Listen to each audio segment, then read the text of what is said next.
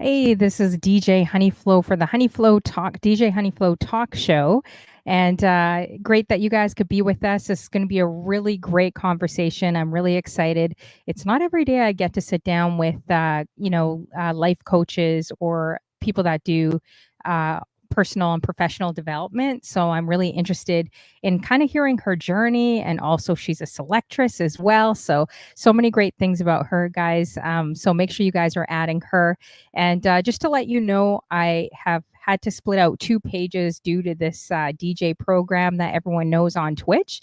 So I'm starting all over again under DJ Honeyflow Music. That's going to be my DJ page, and the other page is DJ Honeyflow Talk Show. So we'll see. We'll see how it goes. I'm just going to be doing music shows, just pop ups for fun, or any fundraisers, social initiatives, anything that makes a difference. One great thing I just really want to mention too, everyone I'm pretty sure knows DJ Shortcut's story of him recently having a stroke. So we want to make sure that we keep our prayers up for him, and we're thinking about him. And this weekend is going to be an amazing weekend, starting this Friday all the way till Monday. Over the entire long weekend, we're going to be fundraising for Shortcut and his wife. And I know they've done incredible fundraising efforts. Their GoFundMe page blew up, but as you guys know, medical expenses and everything else, and rehabilitating and all of that can be quite a bit. So yeah, definitely, keep Shortcut and his wife and family in your thoughts. He's a veteran DJ. Everyone knows him globally. He's such a down to earth guy from what I've seen, and we want to make sure that we're uplifting him and keeping it positive. So yeah, definitely come through. I'll be on the Ray train this Friday, 11 a.m. All right, so I wanted to bring this next guest, you guys. She does an amazing show. Last show I caught of hers was this kind of smooth jazz show, which I loved. She's always on point with the hats. She's got the best hat game in town. So I'm always looking at her hats when I watch her show. But she's born in New York and resides in Nashville. She's also a dynamic life coach and professional development trainer with a specialization in emotional intelligence. She has 25 years experience shaping workforce of private, public, and also government organizations, which is really interesting to me. She has been a breakout session trainer and panelist at workforce development conferences nationwide, and has trained hundreds of professionals in coaching techniques.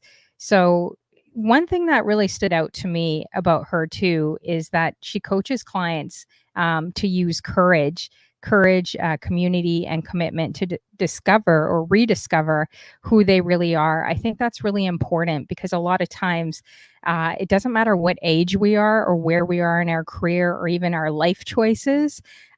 Everyone can build confidence, and not in a shallow way, but just building confidence and having humility doing it, and having courage to do what your purpose is, right? What your life purpose is, and really knowing who you are. So I got some real specific questions about purpose, because that's the number one or question I get asked. A lot of people say, hey, like, Honeyflow, I don't really know my purpose at all. I don't know what it is, right? And I hear that so often. So I'm very curious to see what she has to say. So make sure everyone adds Mzriz. I'm going to be done talking here. Make sure you guys add her. She does an amazing show. She's a selectress too on Twitch. She plays really great music. And again, she's got the best hat game on Twitch. So let's bring her in. This is going to be a great conversation. Hello. Hi. How you doing? I'm good. It has been a day, but I'm happy to be here. I'm excited to have this conversation with you. And, thank you for that great intro. I feel like I need to be dancing on the stage or something. I don't know. Yeah, you do. I mean, that's such an accomplishment. Some of the things that you do, I'm just amazed at, your bio and some of the things you have done. It's pretty inspiring. So, yeah, and I see everything looks perfect too. The screen, everything looks good. Yes. Yeah. It looks good.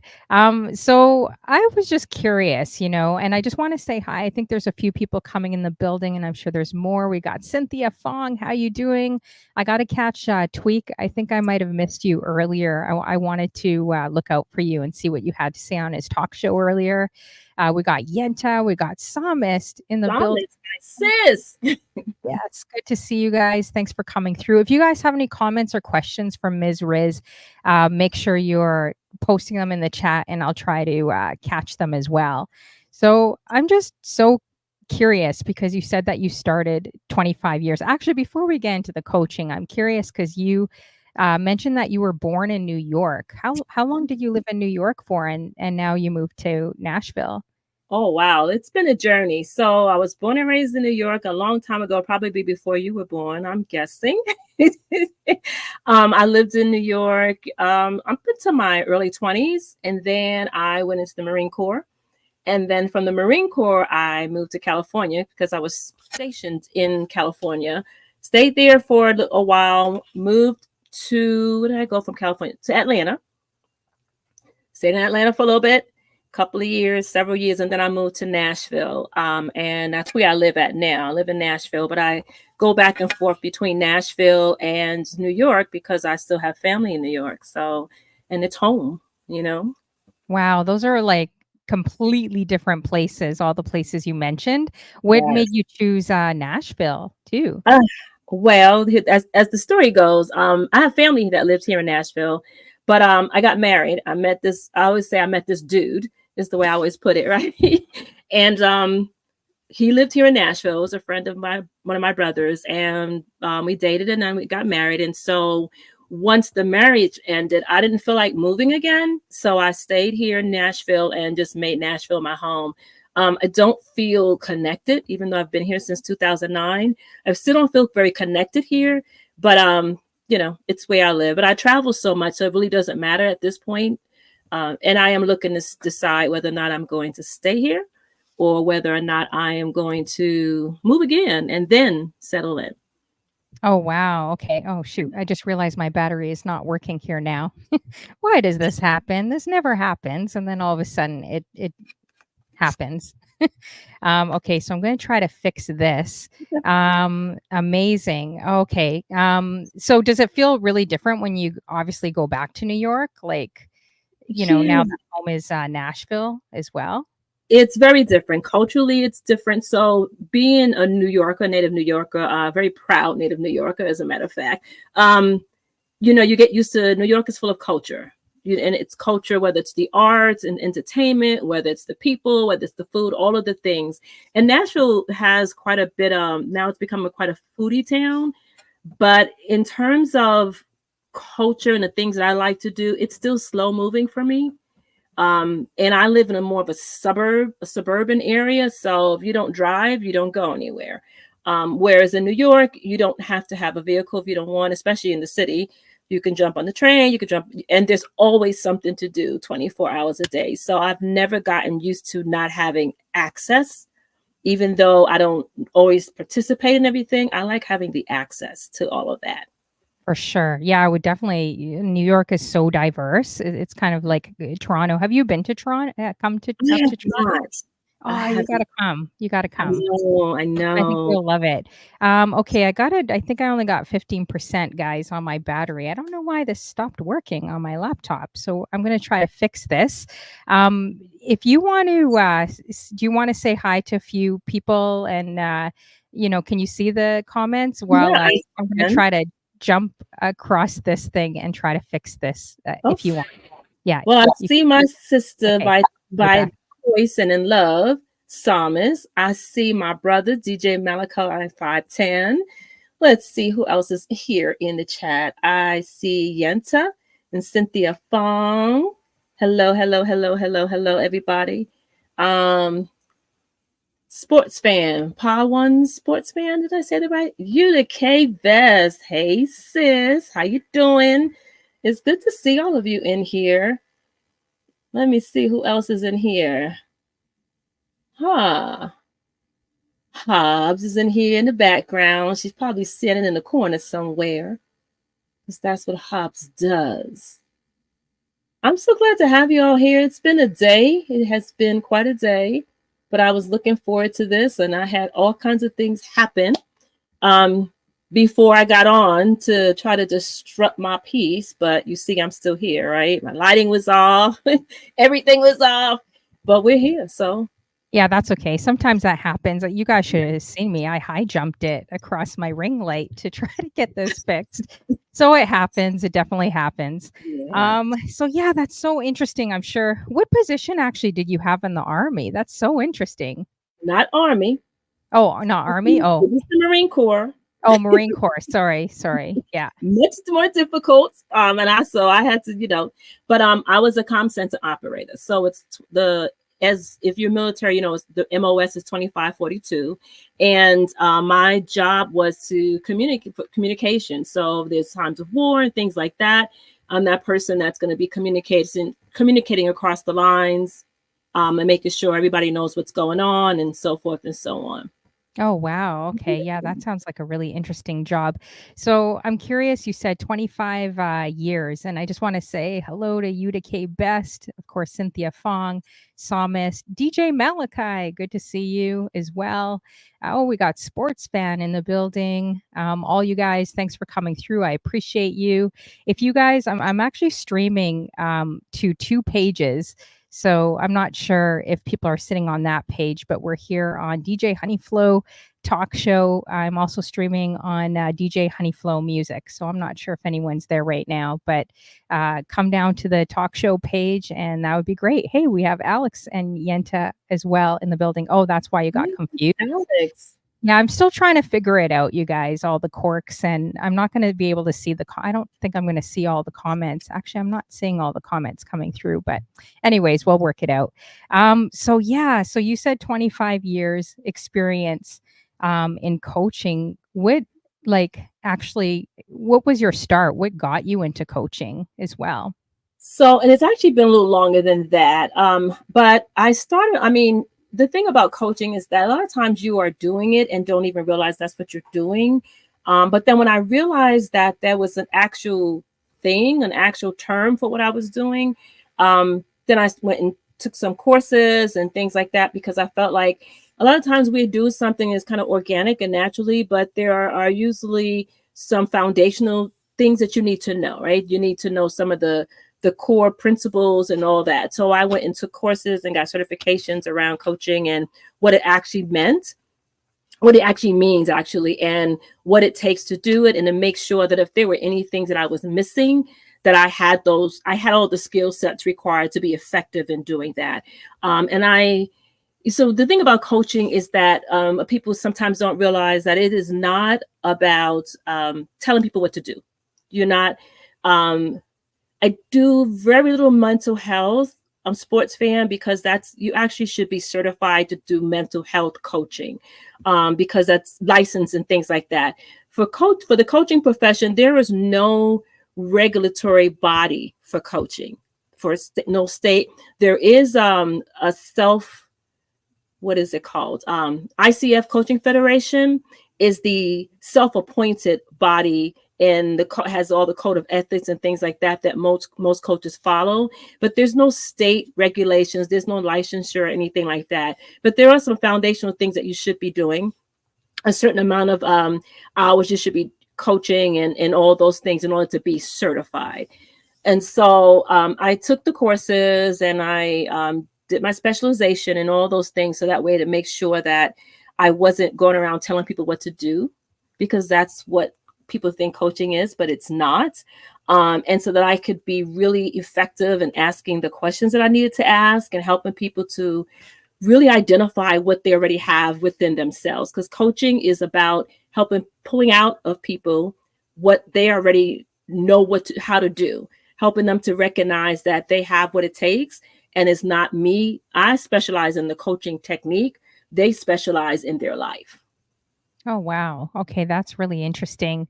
Do you think, because you know how everyone's just popping up on YouTube and like TikTok and blowing up, and then, I've looked at so many coaches over the last couple years. I always used to go to all those conferences, different things.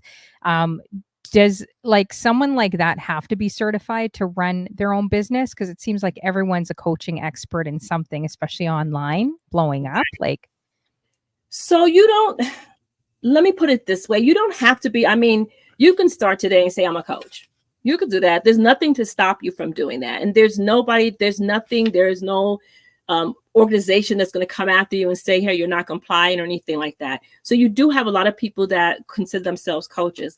Unfortunately, there aren't enough people out there who are actually coaching in terms of the foundational techniques and things like that. A lot of the people that are saying that they're coaches, not all of them, but quite a few of them are telling you what to do. So they're advising you. And that's not to say that a coach can advise, but in its purest form, coaching is not about telling you what to do. It's not about advising you. It's about asking you powerful questions to help you to be able to pull out, to help you to identify, like as I said earlier, what's inside of you, the decisions that you need to make, and all those things. When I tell you what to do, then I'm more in the counseling or consulting role. that's So, interesting. Okay. yeah. So like, for example, a really effective coach does not have to specialize in any particular area. So let's say you wanted to lose weight or you wanted to start a business.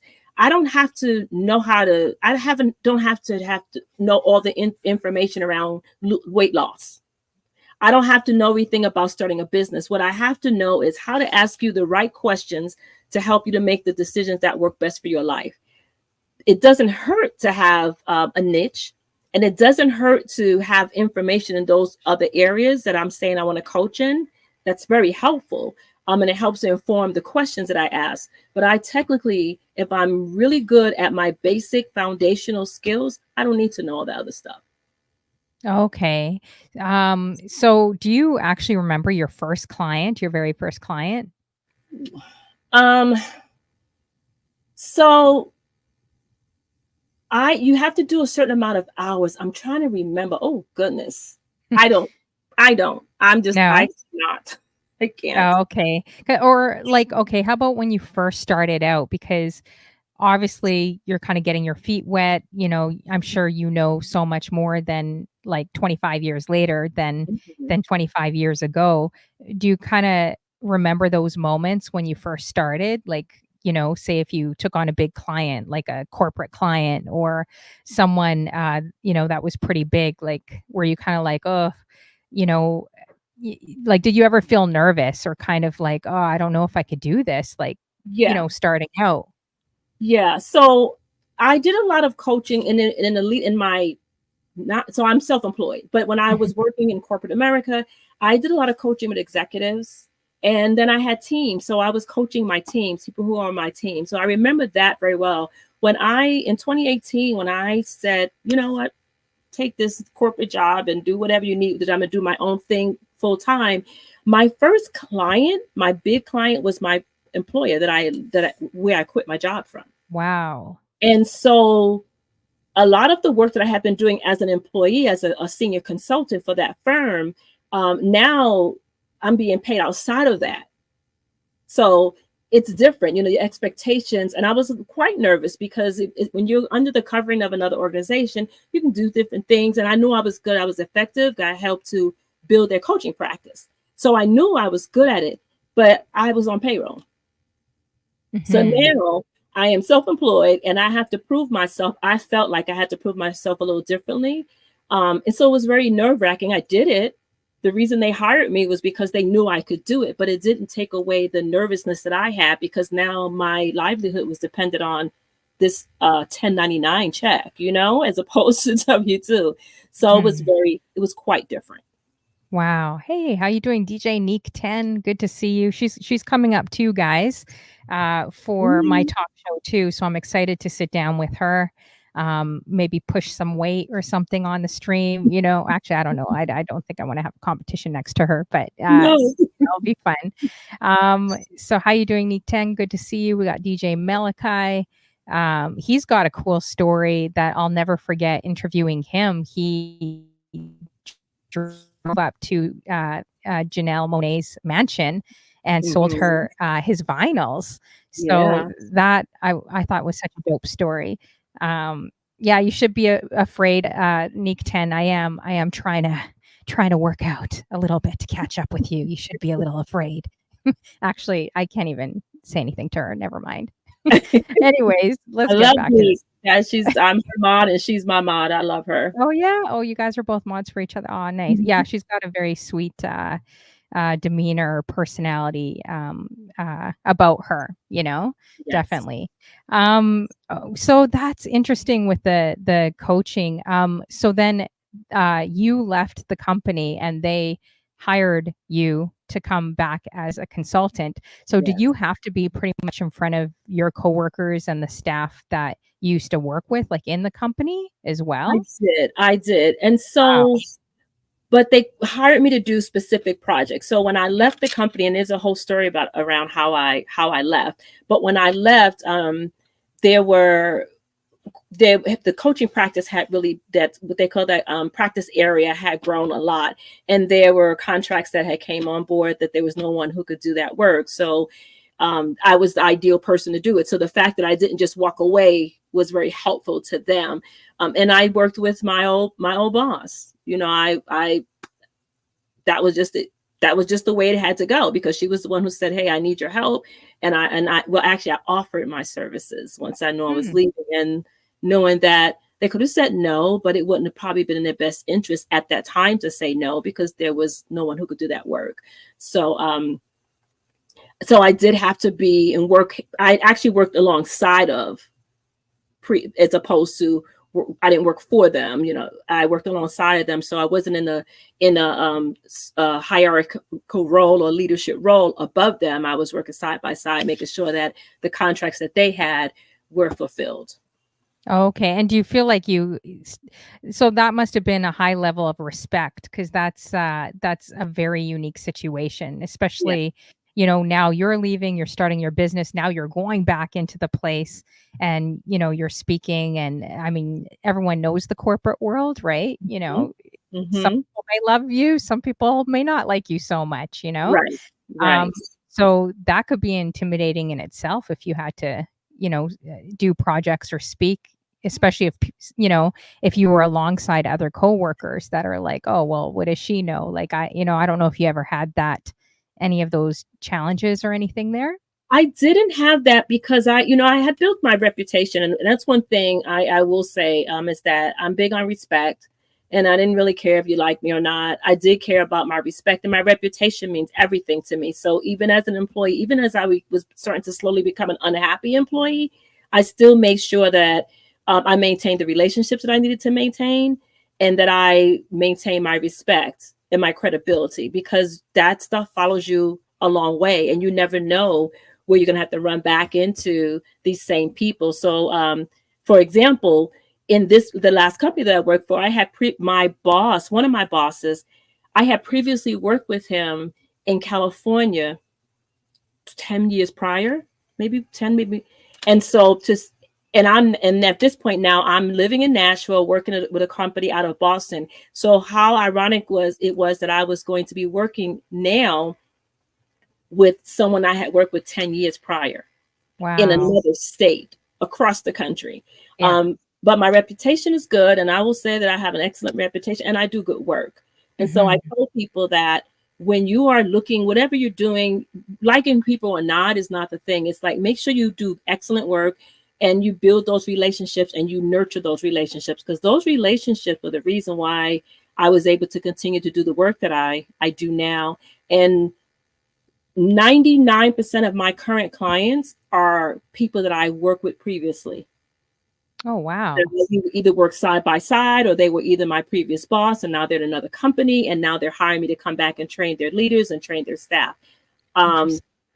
Up until this year, this is the first time I really started thinking about marketing, because Mhm. I didn't have to. So if you suddenly start seeing my stuff all over the social medias and things, it's because I'm saying, okay, Renee, it's time to do some marketing, because I didn't have to. I was really blessed. Wow. And it's a lot of work, like, Yes. social media and just everything, especially with your whole business. It's a lot of work. How you doing, DJ Funklore? Good to see you as well. He's Yeah. got some cool, interesting stories, working with so many different people in the industry as well. So check Yeah. out the replay with us. him and Malachi, they got some cool stories actually. So definitely check that out and follow them. Make sure you're adding DJ Neek 10 and Cynthia Fong does a great talk show. Yuta K Best as well, and Alex Mejia. So many great people in this room. So thanks you guys for coming through. Appreciate you. So yeah, so that's definitely yeah, that's really interesting. Some of the things that you said is fostering relationships. So when you're in the corporate world, what are some subjects that you're actually teaching people? I've seen motivational speakers come in. When I used to work for corporations, and some would teach on disc training. I don't know if you're familiar with that, or the birds flock together, like how we're different birds in the workplace and how we all need each other. And then they also had training on different generations, like you're working with so many different generations of people, and that can cause conflict too, just based on how we are raised in our generation. We are raised very differently from, people younger or older than us. So do you touch on any of those subjects? I do. So I'm familiar with the disc. You need to be certified to administer the disc. If you're doing it the right way. I'm not certified, and so I don't administer it. A lot of the training that I do is in the area. First, emotional intelligence is my specialty. It's just a area that I just gravitated toward early on, and I love it. Any training that I do, I create my own curriculum, my own training workshops and things like that. I always put emotional intelligence in there somewhere. It's going to be immersed in the training. But I do a lot of work with companies who are dealing with change. And so I've done training around the multi-generational workforce, like how do you have cohesion in a multi-generational workforce, dealing with change. I've done training on cohesive teams, executive leadership training. I mean, it goes across the gamut, because a lot of those things, a lot of the core foundational concepts in these different areas of training are the same. So whether you're working with an executive or whether you're working with someone who's on what we would say the front line or staff, at the staff level, there's some things that, I'm sorry, there's a fly in here and it is bugging me. There are some things that everybody needs to know, I believe, if you're in the workforce. And so I try to incorporate that thing.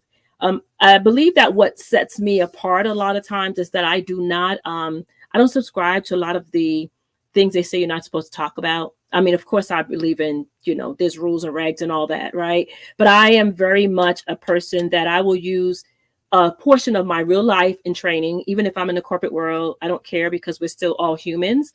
And I believe that if you don't take care of the humans who are doing the work, you're not going to have any workers. So I always lead from the place of being a human and what it takes to be a human in the workplace and what it takes to be a human outside of the workplace. And that's, emotional intelligence. That's, respect, understanding your values. I do a lot of training around values. And one of my passion trainings is rediscovering yourself. And so that is not something I necessarily do in the workplace. I do that when I do personal development training, but that is a training that I do, and I do workshops around helping people to rediscover themselves after they've experienced some type of loss, and not necessarily loss as a result of death, but loss of a relationship, loss because your children have gone and you have an empty nest now, loss of a job. And many times when we go through loss, you go through this grieving process, of some form of grieving. And then I believe that a lot of times we get to the place where we're like, who am I? What am I supposed to be doing with my life? All the things. And the Rediscovering Me training that I do really helps you kind of hone in on your core values and help you to identify the values that are truly yours versus values that you have adopted because someone said that's what you're supposed to believe. Oh my goodness, I'm so sorry. Okay. And so I think that that's the foundation of everything, like knowing who you are, and then what are you doing after you figure out that these are my values and this is what I'm going to do, and then you go from there. Now, there's got to be definitely a story, a story or a personal journey of yours to bring you to that point, especially when it comes to helping people with loss, going through loss or and yeah, that is definitely associated with grief too. Even divorce, Yes. I've been told, can be grief, Yep. and then of course the amount of losses people are definitely going through right now, especially after the pandemic. But do you have like a story behind you that kind of brought you to that point where you're like, you know what, I want to help people in this area, like I want to make a difference here? Yeah, I mean, I have a lot of stories, but I will use a particular. So there was a point where my dad was really sick, and I was going, and I was had power of attorney, all these different things. So I had a lot of responsibility in that space.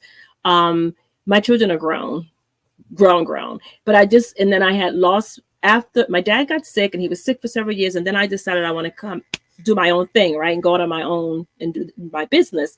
And then I had a loss of a relationship that I had for several years. So I had all these things happening at the same time, having me question, okay, what am I going to do next?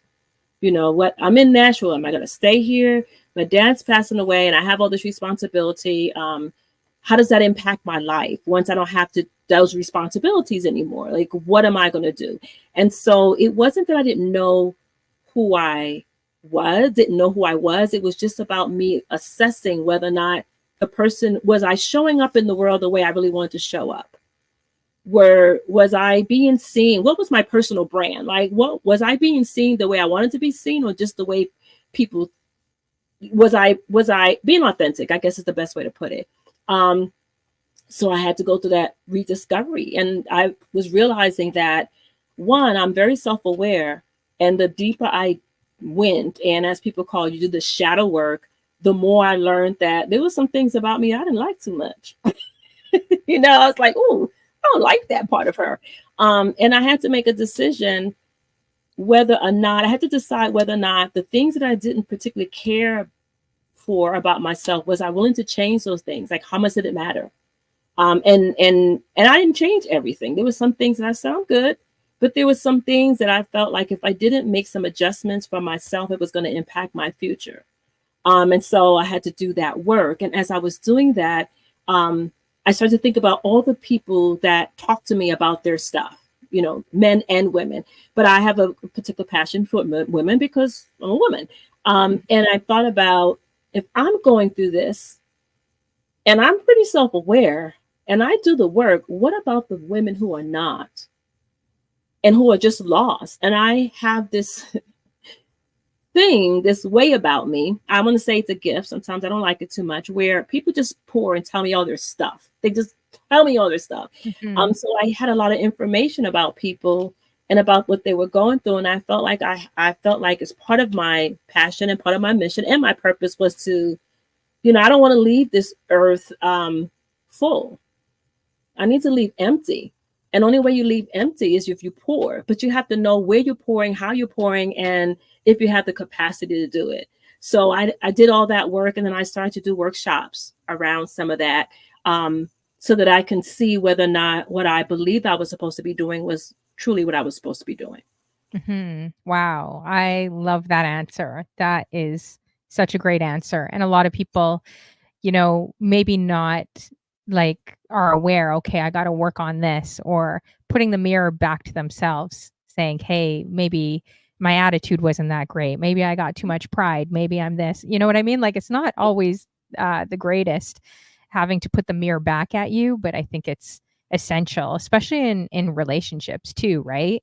Yes. Anytime you ask someone, okay, what was the reason for divorce? You're always going to hear the other person. You'll always hear, you will never hear anything like that maybe you could have worked on, or, so I think it takes someone that realizes that to, reflect back at themselves and try to make changes too. So, Yeah. and not in all situations, because there are some situations where like it may not be two people. There could be abuse or other things, right? But Right. I think that's really great that you are that you kind of did the work. Like, how long would you say it kind of took you to kind of get there? Like, when you're kind of doing the work on yourself, like I'm did it still take a while? doing it. Still I'm doing it. still doing it, right? It's like, it's self-awareness. And so That's the foundation of everything. And like I tell you, I love emotional intelligence, and the foundation is self-awareness. So when I do trainings around that, I spend so much time on that because, we talk about self-acceptance and all these things. Well, what am I accepting if I don't even know who I am? Right. Hmm. So I have to become the more aware I am, the more I can accept or choose not to accept. But it's a long journey. I wish I could say, I think that when I got into my 50s, and I started to look back, and there was so many more years behind me than there probably going to be ahead of me. I just realized, I knew that, one, I was determined to live as full as Hmm. I can, as richly as I could. And I don't mean monetarily, right?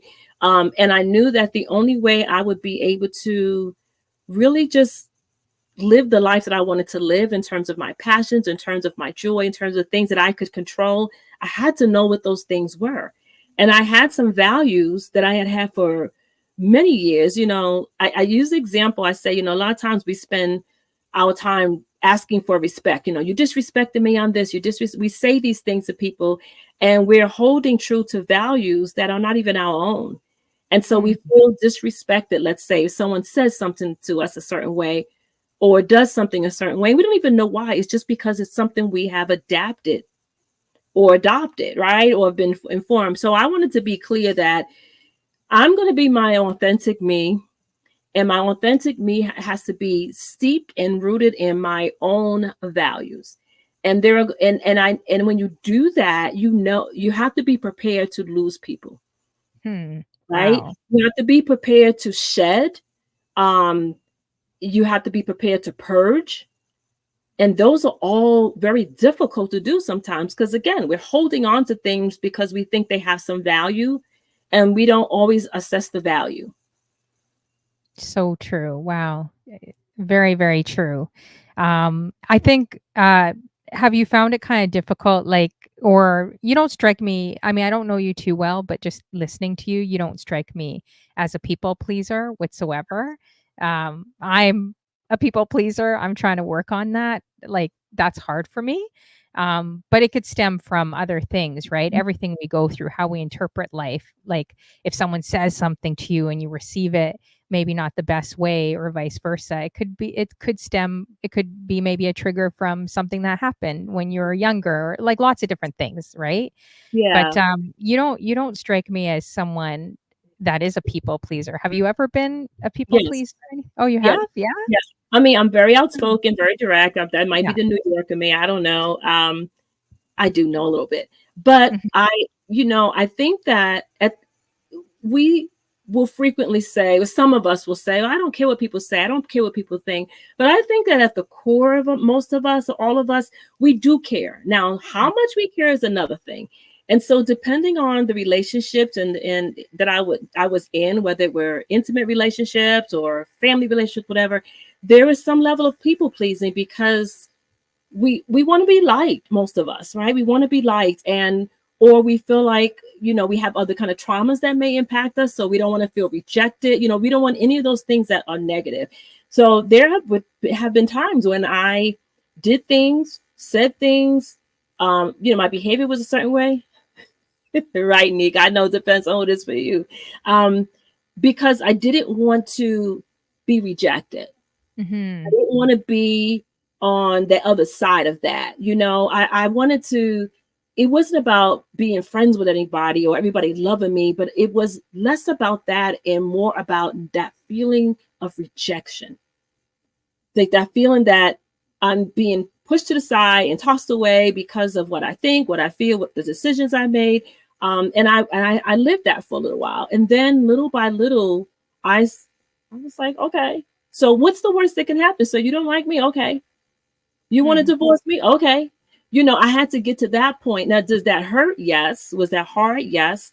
But I was becoming more and more and more true to who I am and what really matters. And then when you do that, some of these things matter not. They matter less. And so very seldom am I people pleasing. Now, I will accommodate, I will compromise. I tell people I live out loud. I adjust the volume sometimes for your comfort, sometimes, but I live Mhm. out loud. So if it's too noisy for you, then that means that maybe you need to go into another room, you need to put on some headset, you need to do something different, because I'm not going to make myself small to make you happy. But I will consider what it is that I need to do to maintain that relationship. If it's a relationship that I'm trying to maintain, then it might be that I need to compromise or make some adjustments. But I'm not going to not be my authentic self. And that's hard sometimes. Yeah, that is, yeah, so true.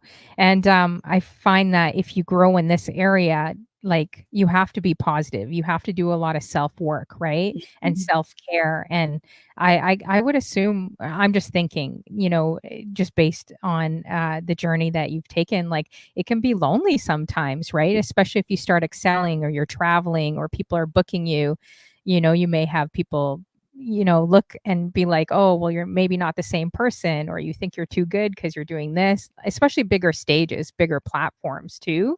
Have you Yeah. experienced that where it felt like kind of, a bit lonely doing this, or maybe you felt like maybe a little misunderstood, or did you ever go through that like in the 25 years? I do. That misunderstanding about me is less about the work that I do and more about how people perceive me. So I was just having a conversation with someone about this the other day. When people first meet me, if you don't know me on a personal level, or I don't, whether you've actually met me, we just talk all the time. People tend to assume things because of the way I carry myself. So people tend to. We use the word when I was growing up. What's the word? Conceited or sedidio. All these other words that are really not bad words, but they have such negative connotation. So people tend to think that I think that I'm more than what I am, whatever that Mhm. means.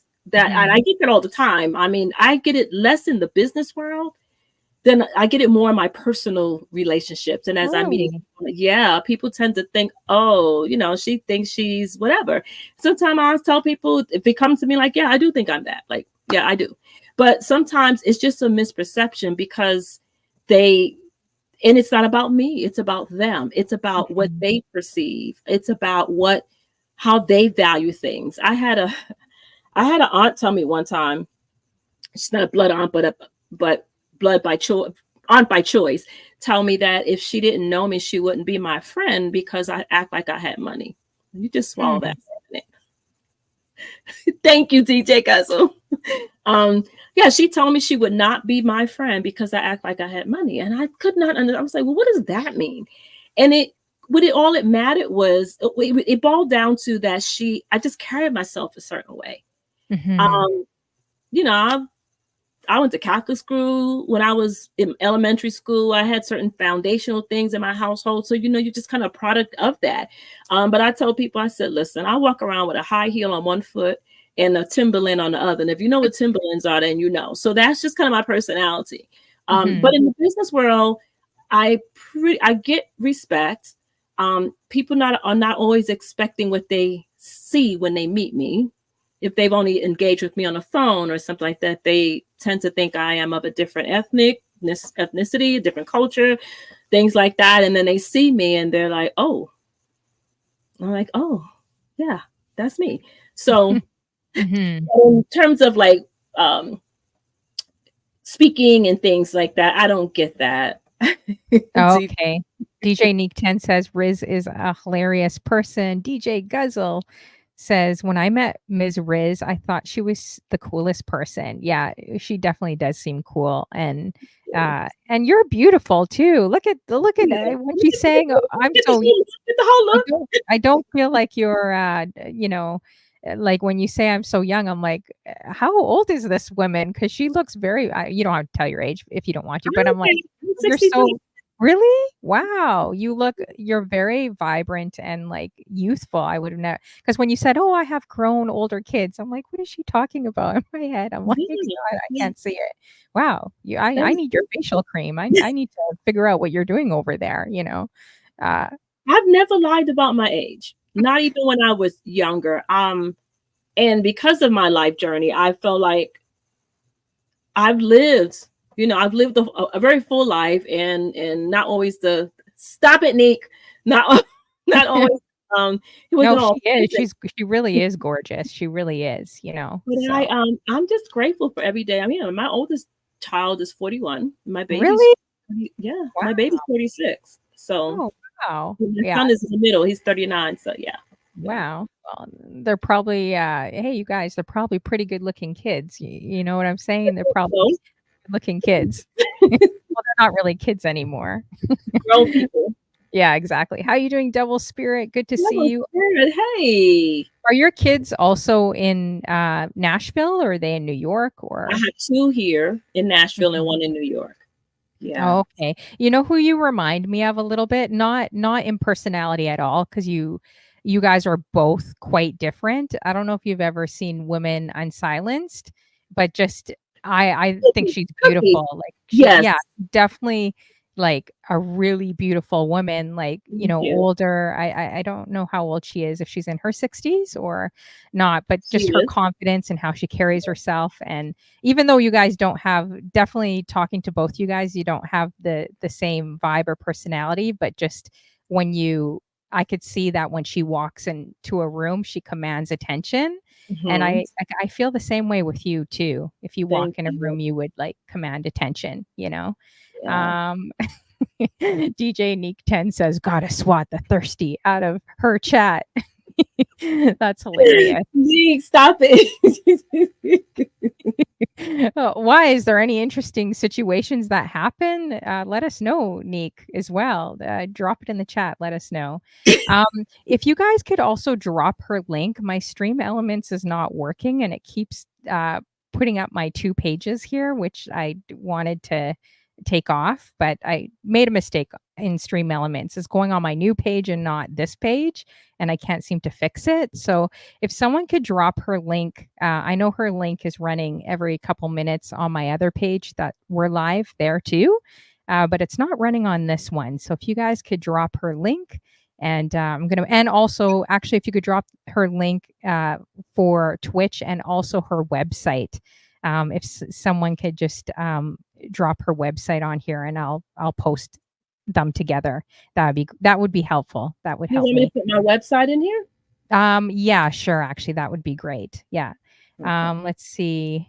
Yeah, that's true, Psalmist. I agree. Like Neek 10 looks great. She She looks does. very young and youthful as well. And I got to figure out what you guys are using. Or do you work out as well? I don't. What? Not like Oh, not come on. very This little. isn't fair for the rest of Very, us. very little. I will say that I'm not consistent at all, and I'm definitely not anything like Neek. Neek Yeah. works. Live Neek has a physique. I'm blessed to have a nice physique, natural physique. So it I get away with a lot, but I do work out every now and then. Definitely not like I would like to, or like I probably need to. I walk a lot, especially when I'm in New York. Oh, that's good. So, Yeah. I can walk 30 blocks in a minute. It's nothing. And I love to do it. But in terms of all the other things that I should be doing, I do not do them. Yeah, you definitely have good genetics there. Some of us got to work hard at it. We're looking at a carb or a donut and we're gaining weight. Come on, So, but you're lucky. You don't seem to have that problem. So I guess looking back, what would you tell like your younger self now that you've seen what you've seen? You've gone through corporations. You're doing the coaching. You're doing so many different things. Like looking back, what would you say to your younger self when you were just kind of starting out? I would say, in terms of my business, right? You mean that in the Um, area? just yeah, like it could be anything. Could be, even, areas of when we're younger, confidence. It could be, sometimes we could be a lot harder on ourselves when we're younger, and then we look back and we're like, "Oh, why was I so hard on myself?" Like, I like, I looked fine, or I was it could be anything really Hmm. that comes to Hmm. mind for you. Yeah. I have this saying that I'm still trying to embody it, but it's the road to perfection is paved with procrastination. Hmm. Wow. So I say that I don't know when I started saying that a while ago because I like things, there's no such thing as perfect, right? But I have found that there are so many things that I could have done, should have done, would have done if I weren't trying to get it perfect, if I weren't just execute. for myself. Like if it's for you or someone else, it's going to happen. It's going to, but for me, I'm going to labor over it and labor over it. And so as much as I do not like procrastination, I do it all the time. And so, so just do the damn thing. That's what I would say. Just do it. Just execute. Mhm. And someone told me the other day, do it messy. Just do it messy. Just get it done, and then go back and you can fix it. But I didn't feel like I had the freedom when I was younger to make any mistakes. I was afraid to make mistakes. And so I spent so much time trying to get it just right, A+ student, all the things, right? But I brought that into my adulthood. And so then when I am very creative, but I stumped some of my growth in certain areas because with that creativity, I had to have it just right. I'm still doing it. I'm still doing it today, even though I know better, because it's a habit that I've had for so long that breaking it is going against my own grain. It's going against everything it's not going against what I believe in. It's going against what I've done for so long. So don't waste time trying to get things perfect, because what happens is the days are short, and before you know it, the days are gone. So you got to get stuff done, especially if you have called to do something, if you have a purpose. If, like I said, I want to leave here empty. Well, I'm not going to leave here empty if I don't get stuff out of me. And I know that, and I'm working on it. So that's what I would tell myself. Just do it. Wow. She's definitely speaking to me, guys. Let me throw up some ones in the chat if what she's saying is resonating with you. I've never heard that before. I love that. Like I've never heard anyone say that you want to leave basically this lifetime empty, like, doing your talents, doing your passions, doing what basically I believe your God-given purpose is. But have you heard that expression that the richest place is the graveyard, because 80% of people's talents, dreams, and Yes. everything are dormant. They're there. And, Yes. that definitely makes me think daily, like, to do that. And to also hear, when you hear people that have passed away, I've had friends that have passed away that have said, oh man, Honey Flo, I wish I would have started my fashion company. I wish I would have done this. I wish I would have not been afraid, So that definitely rings in my mind daily. Yes. But procrastination and fear are very real, right? So how do you just like overcome that? Like your mind saying, no, you can't do it. No one's not going who's going to listen to you, or this, all the negativity that your Yes. own mind can bring. But how do you kind of see past the fear and also the procrastination to just start? Start. I think that I'm big on community. I believe that, every time I share with someone who's close in my community that I'm gonna do something and that I don't do it, I find myself ducking. Like when they psalmists, like when I see them or when I hear them, and I said psalmists because I talk a lot to psalmists about different things, as it pertains to my business and just some of those things. And it's not that she judges me in any way. It's just that I just feel like I'm not honoring myself, And so the way I don't have the thought that I can't do it. It's more about, sometimes I just I'm so full with so many different things. It's finding that direction. Like, okay, you want to talk about this. You want to talk about like where do you start? And so that's what holds me back right now with some of the things that I know that I want to do and I'm supposed to be doing, and I'm halfway ready to do, and more than halfway. It's, where do you start? But I think the other thing sometimes happens for people, not so much for me in this particular situation, but we're afraid what people are going to say. So there are things that I was supposed to do a year ago, and then suddenly I see other people doing things very similar. Not the same, because we deliver differently, right? We have different gifts, we have different talents and skills, and so you and I could do this. We talking about the same topic, and it's going to be different because we are different people, right? But what happens is when I have sat on something and then I see someone else doing it, then what happens for me is I'm thinking, well, now if I do it now, they're gonna think that I did. They're gonna think I copied them. Mhm. Or, if it's the same people that are on Honey Flow's show, now they're watching my show, they're gonna think and I get in that space sometimes because I am not used to the person that copies from people. I'm used to people copying from me. Not that it's either one is right or wrong. It's just I get in my own head about that kind of stuff. Especially, and I feel bad because I've sat on it. So then I have to get out of the guilt space, because now I'm beating myself up. I'm doing all the things I would tell you not to do. I'm doing to myself. Mhm. So that's the hard part, is reminding myself sometimes what I'm capable of, and how I do what I do is different, and it's going to always be different, not better, not worse. It's different, and there's no reason why I shouldn't continue, because just like there are people right now in your stream, there are people in other streams.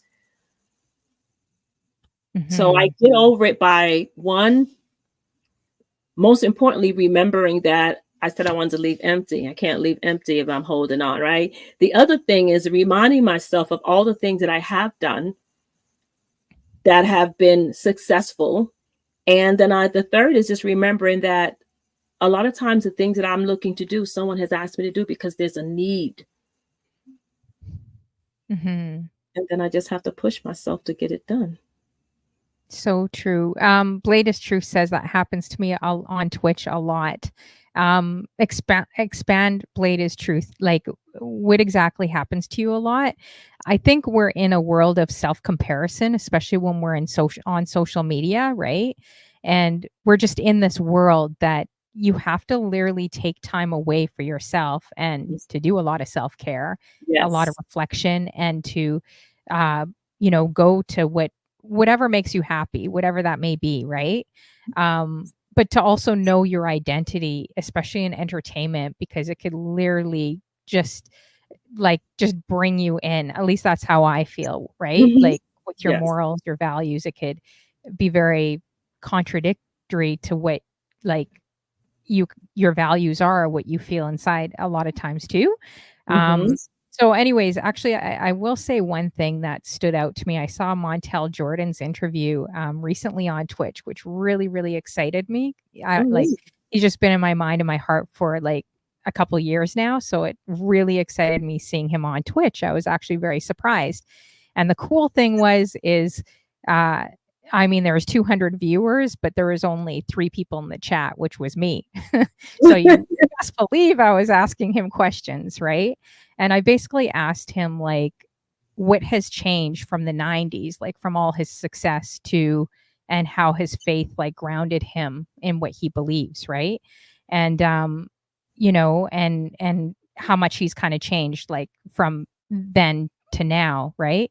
And he talked about like how your identity lies so much in your following, in being in front of the camera, in having how many people come to your show. That's your basically identity, right? But then he said that he realized that music and entertainment and all these people he had around him didn't love him the way he loved them. Like, he loved music so much, he loved entertaining, he loved being on stages, but he basically said that none of that brought him love back. So then he had to really self-reflect Yeah. and say, "Hey, what really loves, like, who really loves me? What is really my identity in this world? Mhm. What is my purpose? Why am I created? It's not just to do music, it's to do a lot more, right?" Mhm. And it could just be touching one person. It may not Your show may not be for the masses. It could just be for that one person that literally just passed away, like, we just don't know, right? Right. So I think what you're doing is like so awesome. I just encourage you to keep going. Thank uh you. it's really inspiring to me because, you know I don't think too many people know exactly what their purpose is in life, and when you actually know it and you do the work, you're like, wow, you're probably helping a lot more people even on your show than you think, just Yeah. by you being there and you being present and them watching you, right? So Yeah. yeah. Yeah. And that's kind of like my with Twitch is, I didn't. start on Twitch because I wanted to get subs and bits and all that stuff, you know. But I have found, you know, Psalmist put a comment in here around community. I'm big on community, and here in Nashville, I don't have I have family. I have family here. Let me be clear about that. But in terms of friends, people are always surprised that I only have one friend here in Nashville. One. Mm-hmm. Right? I've been here since 2009. Now I've met people and Wow. you know, but I travel a lot too. So I have friends all over the place. I go to New York and I feel like a daggone celebrity because I have so many people I'm trying to see. But a good portion of them, not a lot, are my Twitch people, my Twitch friends. And then there are my inner circle. And there are those people who are going to be clear about they know who I am. They recognize my unique vibe, right? Mm-hmm. The psalmists have there, and they really, really love me. And so they love me whether I'm on Twitch. They love me whether I'm on a stage speaking. They love me when I am broken and crying and very emotional. I mean, they just love me, and I love them back. And I'm not afraid to share that. And I don't care if I met them on Twitch. And people say you Mm-hmm. can't. Yeah, I have people on Twitch that I'm rocking for, and I'm riding or dying, as they say, right? Um, because I think that relationships are so important. And if I'm going to pour, I want to pour into the relationships that matter to me. And I want to pour into the people that um that pour back into me, but that know my heart, that they know that I am sincere about what I provide to them. And not like I'm somebody, well, I'm somebody special. We all are special, right? But that Mm-hmm. really understand that community matters to me. And so as we kind of navigating this life and all the different things, whether it's the stage, whether it's your talk show, whether it's, you know, we're playing our music. I have streamed where I've had quite a few people in my stream, and I have streamed where it was just me and my bots. Yeah, I get those a lot. and and I don't do that too much without what just me and the bots, because one of my mods are going to come in there and they're going to fuss because they feel like I don't tell them. But I feel like I am here to provide something to whoever wants what I have to provide. And I do Mm-hmm. believe that we all have some kind of or divine anointing, call it whatever you call it and whatever your belief system is, but I believe we all have something. And the longer we hold on to that thing and covet it, the harder it is for us to navigate life, because I don't believe we were put here to hold on to what was given to us. It's a gift. You give it away, whether it's love, you know, whether it's your time, whatever that is, and you're going to reap that back in some form or fashion. So I just try to do my best, whether I'm playing a particular song, whether I'm having a particular conversation, whether I'm training, whatever those things are. And that's not to say I don't have my stuff, because I can be a whole hot mess. And I am in so many ways, but I know that it's a journey. Mm-hmm. It's a journey. It's every day. It's a little bit. It's more. It's more. I'm learning more about myself. I write down at least 2 to 3 times a week. I was doing it every day. I try to write down, what did I learn about myself today? What's that new thing I learned about myself today? And it's not always good stuff. Mm-hmm. It really isn't, but I learned something about myself. I'm more aware of today, and then tomorrow I'll be better because I know this thing about me. So I learn my triggers. I learn when I'm being funky. I learn when I'm being extremely nice. I'm much more aware when people are not being kind to me, because I'm more in tune to what I need. And then with that awareness, I'm able to be much more in tune with other people and recognize when somebody else needs something from me as well, because I'm familiar with that thing. Mm-hmm. Yeah, that's so true. And I took this course and it talked about and it's not a jaded view whatsoever if you kind of understand what I mean by it. Hopefully I can explain it right, but it talked about how everyone in this world is broken. Like there's not one person that is perfect, Mm-hmm. perfected, you know, and when you go in with that angle, then you start realizing, okay, I get the person that gave you road rage and gave you the finger for no apparent reason and went crazy on you on the freeway, it could have been because maybe they just had a son that passed away, right? Or Mhm. like you start I feel like it's kind of helped me realize that other people's reactions you don't always need to take, like, or take it to heart. Like if they, snap, clap back or whatever they say, it could be their own issue or it could be what they've gone through, or maybe they're going through a divorce, or maybe they just lost someone, and they just lashed out, or their anger. So I kind of feel like, you got to learn to give like grace and mercy too, which is hard. That is Mhm. tough, Mhm. especially when you walk in rooms and you're like, I already know these people don't like me, and you could be the kindest, nicest person, but you're like, oh, I know I'm walking in a room where they literally hate me. Mhm. But Mhm. to offer that, I think is freeing to know that because we live in such a cancel culture, right? Right Right. now. Like if I don't agree with you, and I'm sure I can probably say everyone in this room would probably not agree with everything I say and do, right? I already know that's fact, right? Or Right. believe the same values I believe, I know that's fact. But the fact that you guys are here on my show, I think that's a beautiful thing. I think Twitch is kind of interesting, and how we can all form those connections, but yet we're so very different in what we believe. But Mhm. we could still have a mutual respect where it's not like Facebook and we're tearing each other Yeah. to bits. So Yeah. And the thing about grace, I'm glad you mentioned that because I was going to say that. And so offering grace, being aware though, right? We can offer grace. We don't have to be, that's an option, but also offering ourselves grace as well. Because a lot of times yeah. we do not offer ourselves grace. So there's been times when I've just, I may have made an assumption about someone and I was wrong. And so then I'm like, oh, okay, I'm wrong. But then, and then I maybe beat myself up, let's just say. But Hmm. then also recognizing that, we all see through filters, right? We see through filters, and our filters are very different. Our filters are based on our life's experiences, the education, the lack thereof. Sometimes our filters are based on just pure ignorance. It's like we just don't know, and we Hmm. operate through that filter, and we don't always make the best decisions. We don't always treat people as kindly as we could. We don't always offer grace, but then we also don't do that for ourselves, Hmm. because there's So also true. filters you're looking when you're doing that introspective thinking. Sometimes you're doing that based on your own filters from maybe what Hmm. people have said to you about you, how you were raised, all those different things. I think grace is very important. I Yeah. think, And yeah, go ahead. Yeah.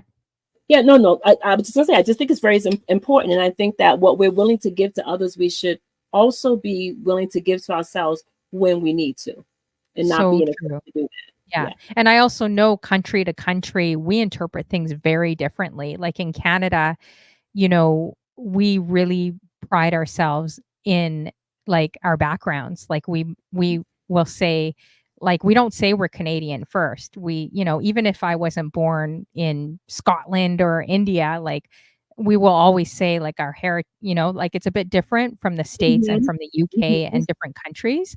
So I think different interpretations it's very, very different. And I've noticed that actually on Twitch, that sometimes, you may do a joke or you may say something, and, different countries or places like receive it because Hmm. it's what you're used to, right? Like Toronto's so diverse. So if we're talking about hair, we're talking about, our complexion, we're talking about race, ethnicity, like we're talking about a lot of different, because all our friends here, it's kind of like how New York is. Hmm. Like I can't imagine living in a city where you don't have friends from different cultures. Like that's just so normal here in Hmm. Canada, right? So the way we interpret things can be a bit different. That's what I've noticed, right? Hmm. Compared to if I was saying or doing something and then it's saying it to Americans, they may have a different interpretation based on also maybe what state they're from, like, right? Right. Like from down Mhm. south. And I didn't realize because sometimes when you talk to people, you just think like not everyone's the same, but everyone interprets it the same way, right?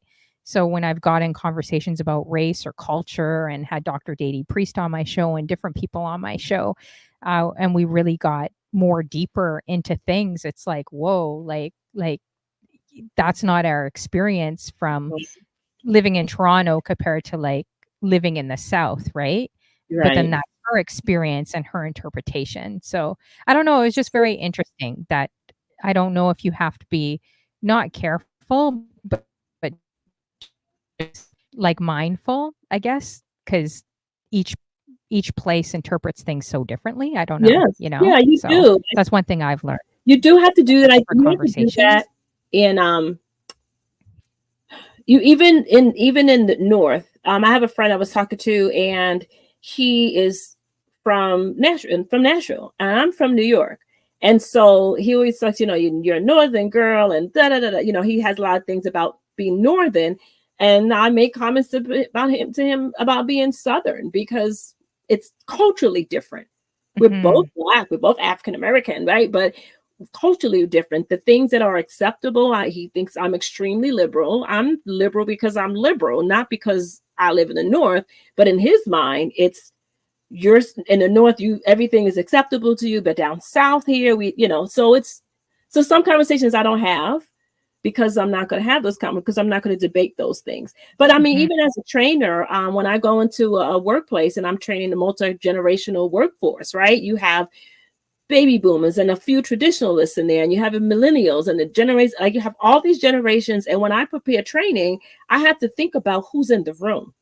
So where it was a time when I didn't have to think about whether I have to integrate social media or these different kind of technology into my training. Like, I don't want to do that, but I Mhm. do it because I need to be able to reach everybody in that room in some Yeah. way. Or I have to, as a trainer, again, you think about different learning styles and all that. So I don't think it's that much different than what we deal with in our everyday life. It's like when you're dealing with people and in relationships of all types, your intimate relationship, your friendships, whatever. I think it's important to consider everybody is not the same. And what Mm. I can say to you, I can't necessarily say to somebody else. The way I joke with certain people, people will get very offended. And then again, I am from New York. I do have a directness about me, but I also have a softness about me. Y'all don't get to see that all the time. I But feel like I'm seeing it. I don't see it like, no, but yeah. I'm not I think it's interesting when people ask me questions, they say, "Oh, you were in the Marine Corps." Oh, now I understand. I get that a lot, and I'm thinking, okay, what am I putting out or giving off? What kind of vibe am I getting that knowing that I was in the Marine Corps, now you understand? So I asked Mhm. the question because I want to know if what I'm putting out is of what this person is perceiving. Is it about me or is it about them? Am I giving off a vibe, a particular, or that's just them? Sometimes I carry it, honestly, sometimes I don't. But I always want to know, what is my brand saying? I'm Mhm. walking around trying to be a commercial. I'm a commercial for myself because I am who I am. But I also want to make sure that, again, as I said earlier, who I am in my authentic self, I want to make sure that's what I'm delivering when I present, when I'm doing whatever I'm doing. I want you to be able to see me for who I am. Or let me rephrase that. I can't make you see me any kind of way, but I want to make sure that I'm showing up the way that I need to show up. How you see me, Mhm. it's not me, it's on you. And I love that about the New Yorkers. I think it's actually pretty cute. I don't know if I could say cute, the You word can cute. say whatever you I want. love it though. Like even when I see Nerd Chris and some of the New Yorkers are all like kind of tough, but they're like the biggest softies inside, you know? And I look at Jen and a few other New Yorkers that I see online, like actually quite a few of them. But I like that. I'm like, oh man, I gotta learn from that. Get some like skin going, like how, but I guess it's just a matter of living also in a big city too, right? And Mhm. having different things come at you, like, it's gonna probably be different being a woman raised in New York compared to, like, maybe being in South Carolina or something. It'll Mhm. be totally Yeah. different, right? Have Yes. do you feel like corporately, like, when you were in the corporate world, especially being African American, a Black woman, did you have to, like, really have to prove yourself or your stance, or did you ever have any of those situations in the corporate I world too? did. I did. It wasn't so, I don't know that I was trying to prove myself. So I have a little bit of rebel in me. I don't Mhm. mean rebel the rebelling, right? But I have one of those, I just have that personality. And so I learned a long time ago that I have a presence when I walk into the room, even when I don't really, I have. And so I had to learn how to use that so I wasn't fearful in places where I was the only one. So there was quite a bit of my career where I was, what I say, I was the lonely only, right? I was the only Black person, or I was the only Black female, or I was the only female in a group of white people. So at one point I worked in the aerospace industry, and all I dealt with, I'm gonna say this, stale male pale. So they were old white men. Mm-hmm. And here I am, this young African American woman, big old afro, all the things, right? And I didn't know, I wasn't an engineer. I didn't know all the stuff that they knew, but I knew workforce development. That was my industry. And I was brought in because they knew nothing about the workforce industry. And I was very intimidated by their knowledge, but I was very put off by their airs. And so for me, I would sit in these rooms and I would listen to these conversations and then just watch them talk over me and all these different things. And then one time I just said, you know what? I'm not here to just listen. If you knew what to do, you wouldn't have me in this room. And so I had to stand up and say, listen, I don't know about all this stuff, but here's what I do know. And I had to just kind of just run off. These are the things that I know, such. And it gave me such great confidence. That was one of the greatest confidence builders in my career, because again, I'm at Chapel Hill in North Carolina. I don't know if you're familiar with it, but University of North Carolina, Chapel Hill, very prestigious around that particular industry. And I knew nothing about it, but I felt like I had to prove myself by reminding them that I know what you don't know. And I don't like to do that, but it was the only way that I felt like I was able to get my respect.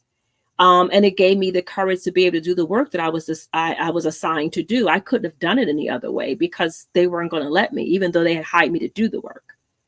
So that situation was very helpful. And then there was other situations where I may not have been the person, the Black woman that was not being treated fairly, but maybe a peer was, or someone who was who was not in a leadership role. And I would do things like, I had a situation where there was a young lady who came to work with braids in her hair. And her boss, who was over this facility I was working in, told her she had to take her braids out. That is insane. Wow. And so I went home that weekend. She had to come back to work on Monday with her braids out. That's crazy. So guess who came to work with braids on Monday? Oh, wow. I love the dresser. So we had a board meeting. I came to work with braids in my hair, but I was dressed head to toe, like Saks Fifth Avenue. I was dressed and I did what I needed to do. But my point was, you can judge me as much as you want to, but I'm here to deliver the work and do the job. And so I felt like this other young lady who did not have a voice, she felt like she didn't have a voice, was being picked on. And I was basically daring somebody to say something to me. But I made sure that I had that the focus wasn't just going to be about my hair, that I was going to work like I had been doing, and I was going to look a certain way, and I was going to present a certain way in terms of what I had to say, so that I could basically dare them to say something to me. So it's those kind of things that I, that I had experienced. Did they end up saying anything to you or no? Absolutely not. Yeah. And I told her not to take out her braids on that Friday. I said, do not come to work. And I was in a higher position, a higher role, and I was not her boss. But I knew that I just knew it wasn't going to be good for her to take out her braids. I told her not to. And then I went to the people who I needed to go to that was above her boss to make sure that never happened again. Oh, wow. Yeah, that's definitely a crazy story. But that's awesome that you did that and you supported her. Like, that's amazing, because some people would just ignore the situation, especially in the workplace, right? They're like, oh, well, it's not my problem, I'm staying out of it. But that's good that you took a stance and you did that too, right? That probably really encouraged her. It did. As well. So in all the years that you've been doing this, like, can you think of any really good moment or even moments that stand out to you, coaching or helping someone, or just seeing like those good results from someone, like something that I'm sure you have lots of situations that stand out to you? Yeah, I do. I have a lot of The ones that really stand out to, well, there's two types of thing. I did a workshop a couple years ago for the Rediscovering You, my training I tell you about to help this. And I had a group of women who were in, I think they were in their 50s, somewhere in their 50s. And the result, there was the first time I had delivered that workshop the way that I did. And I ended up adding an additional week to the workshop because the need for what I was providing was so great. And it was me more about facilitating, and they were doing the work themselves. And just to see the end result of that, and to see these women at the end of this workshop just be able to have a better, clear understanding of who they are and what they had to offer, and to be able to, I have them do a kind of a one sheet, what we would consider a resume, right? But it's not really a resume, but it was a document that had their picture really pretty. They had to put on their favorite quote. They had to put their core values, all these different things that they had learned. And it was just something that they can frame, and they can look and say, this is who I am. And when we did that final product and they were able to see what they created over that course of those 5 weeks, and the joy that they had, that just did my heart really good. And then the other thing was when I did training for a particular organization that's based out of Florida. And it was a pretty tough situation because they were going through some major changes. And then 2 years later, they called me back to do training again. And when I walked in the room to train, a lot of those staff were still there. And the joy that they had knowing that I was going to be their trainer, and they felt like, okay, we're going to get some results. And hearing their testimony, one woman in particular spoke to how when I trained the previous year and I said I was going to do certain things, I was going to talk to certain leadership, I did those things, and it created a change. So change happened that was positive for the staff. And knowing that I did the initial training, I gave them my word, I did everything I said I was going to do. And then coming back 2 years later, they remembered and they acknowledged the fact that I did what I said I was going to do, and that they reap the benefits of that. And that was just good for me. That just felt good, because a lot of times trainers come in, it's one and done, right? They come in, they do a workshop, and anybody who's been in the workforce knows if they've ever been in training, you get it, you're gone, and that's it. And I wasn't that person. And I was just happy to know that, again, I was doing what I was supposed to be doing, and the results were showing. And people were, what's the word I'm looking for? People benefited from what I provided. And that, built my credibility. It made me feel good, but I wasn't the only one who was feeling good. They were as well. So those are just kind of two different type situations that I could think of off the top of my head, because it was more than one person that was impacted. It's groups That's of people. awesome. Yeah. And make sure you guys, so you do one-on-one coaching, or is it more group coaching and corporate, or you're willing to take on one-on-one as well? Yeah, Coaching? I do it all. So Mm. I prefer, so most of my work now is in the training. I do personal and professional development, right? So it's personal development, it's individuals or small groups, and then the professional development is within the organizations, within the workplace, and then the coaching. And so normally what I do, if I'm going to go into a company, they want me to do coaching or training, I try to package it together. So I try to go in and do a group training, and then one-on-one coaching, and then go back with the group again to kind of do the combination so that we get the benefits of it all. But I prefer to be in group environments because I can touch more people at one time. So if I'm doing a group coaching around something that a particular situation everyone is dealing with, then I prefer to do that. But I do one-on-one coaching as well. Okay, awesome. So here's her website, you guys, down below here, the link. Make sure you guys are clicking or just reviewing her website. And also keep an open mind too. Anyone that's listening, if you think that she would be great for your corporation or organization. Talk to your manager. If you're a manager, then, talk in the boardroom and see if you could hire her as well for your business, right? So just spread the word around as well. We haven't even got into your Twitch show yet. So I know I will soon. I was just so interesting in this coaching piece. Thank you. And I'm also wondering what keeps you. So yeah, so make sure you guys definitely check out her website and see what she has to offer, and just message her. Anyone that's on YouTube, Facebook or Twitch as well. And talk to people in your organization. You never know. Every organization and company always books motivational speakers and coaches every year, sometimes a few times a year. I know we used to do that when I was in the corporate world. And some were good and some were not so great. You're like, but they got paid. Wow, being in the corporate world, they really, really got paid well You do. for doing what they did, right? But the disc training and the birds flocking together, how we're all created differently, that was the most interesting to me, because it sometimes I used to manage an office way back in the day in insurance, but like I could never figure out. It's kind of like the love languages, I guess, if you believe in that.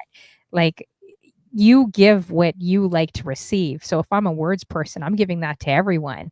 But then you worked with some like grumpy older people or younger people that just did not gravitate to you, and you couldn't figure out what you did.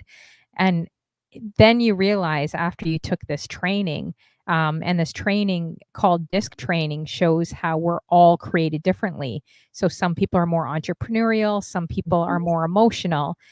Some people will ask how you're doing and know everything about your family, and other people are like, get lost, give me the work to the manager, give me the work, leave me alone, and let me do the work and back off. So, and they were called owls, and I think I was classified as a peacock, which means a visionary, all over the place, likes to have fun in the workplace, right? A dove was emotional, so someone that knew about your family, knew, say if a family member had cancer, like they would care, right? So I was in between a dove and a peacock, like all over the place, very visionary. And then a dove is emotional too. So I'm just giving everything to people, but they weren't receiving it, right? So after this training, we realized, oh, shoot, okay, we got some owls. My whole team's filled with owls. So I would walk in their cubicle and be like, here's the work. I am leaving. I am exiting out the building. I'm not asking you how you are. I'm not asking you about your family, because they considered that nosy, right? And then the owls would come in my office and they'd be like, hey, how's it going? Let's have some fun. Like, they'd be like mocking me, like bugging me. But we all laughed and we all realized that. So basically, this whole point was, guys, that birds flock together in the workplace, meaning you can't have too many owls because you'll never have fun. Like, you'll never connect with people. You can't have too many doves because they'll be so concerned about how you are. You can't have too many peacocks in the workplace because they're all over the place, like me, right? So they said that the workplace needs to be filled with different birds, I guess you could say, that flock together. Because they have one. That used to be one that was, what was it? Which is the same. I think they just revamped these. One was around colors some years ago, like what color's your parachute, and there's been other ones. Excuse me. Even with the Myers-Briggs, which is a little different, but it's all these different. It just basically helps us to understand that, we tend to give, and like you said, the love language. We tend to give what we want, and it's being able to give to people, work with people, identify with people in a way that resonates with them, and not necessarily the way that resonates for us. So, and I love all those things. I'm just, like I said, I'm not certified in those, but there's so many different ways. So what I've done, like I went through positive psychology training. And so there's a lot of different things you learn in those concepts as well, that are helpful. And I think that what I try to do is just kind of merge these different types of tools and create my own that just kind of highlights some of those things. And one thing about my website. So I just had my website redone, and just a couple of the links at the bottom. So when you kind of click to my social media pages, some of them are not, I was working on it earlier today, are not going to take you to those pages.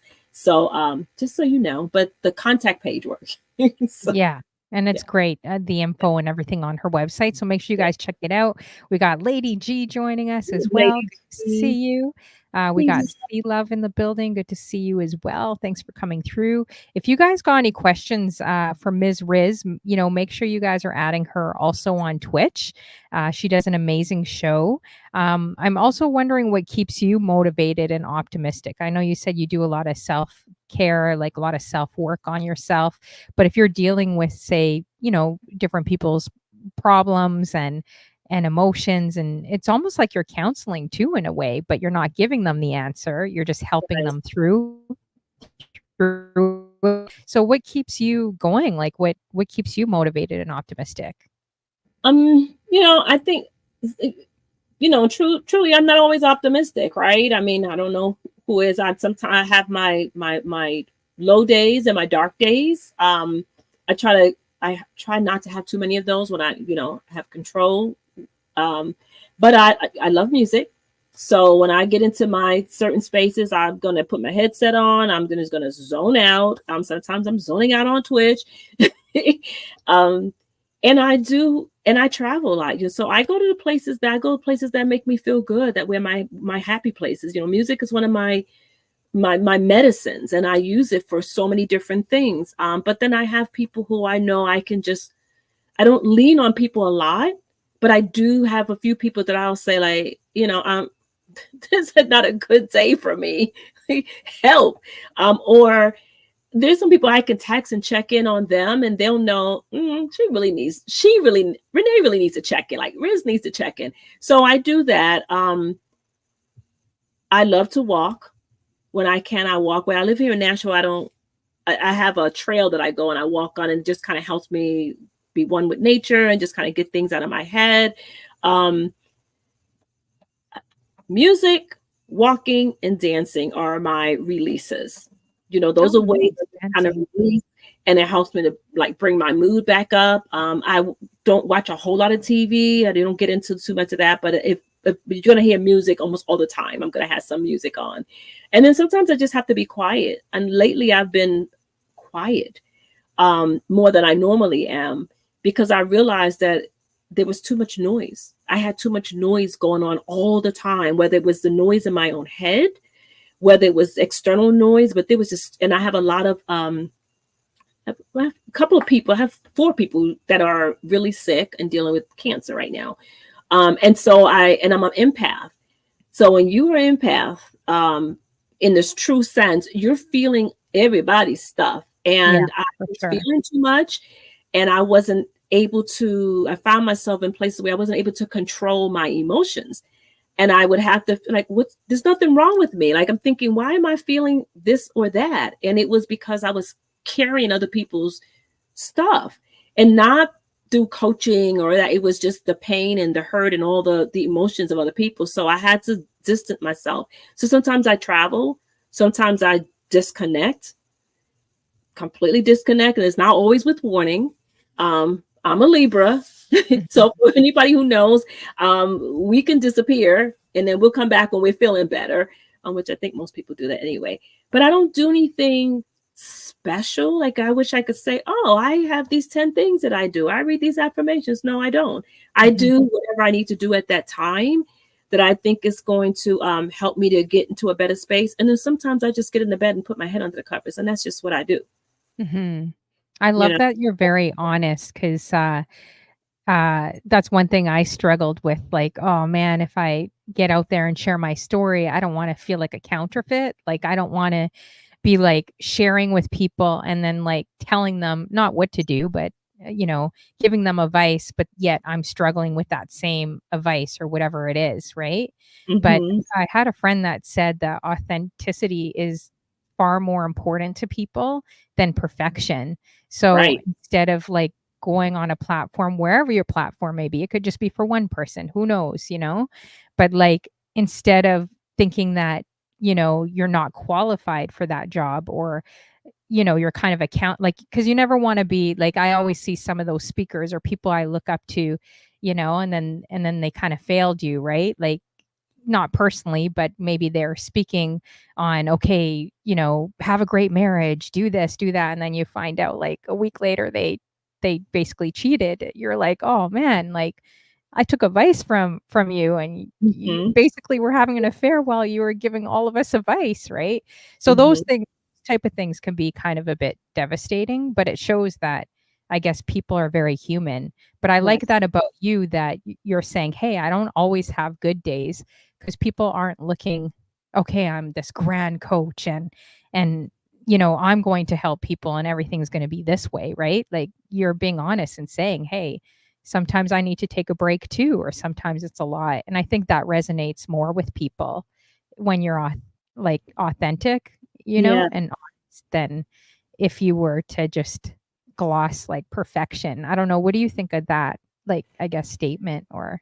No, I agree with that. I think that people, I know for me, I want to know that you've had some, I want to, I would prefer to walk along your journey with you and see how you're doing, and we do it together. So if I'm going through something and you don't have to necessarily be going through it at the same time. You may have already gone through it. I want to see how you came out of it, but I want to know how you came out of it. I don't want you to be here today. So yeah, you're talking to us about marriage, and marriage is great, and we find out that you cheated, and then I want to know, okay, so talk to me about what that's like. What was that like? What, and I don't care about so much about why did you cheat, because that's not my business. What is Mhm. it that, what happened? What was it that opened up the door for that to you, for you? You know what?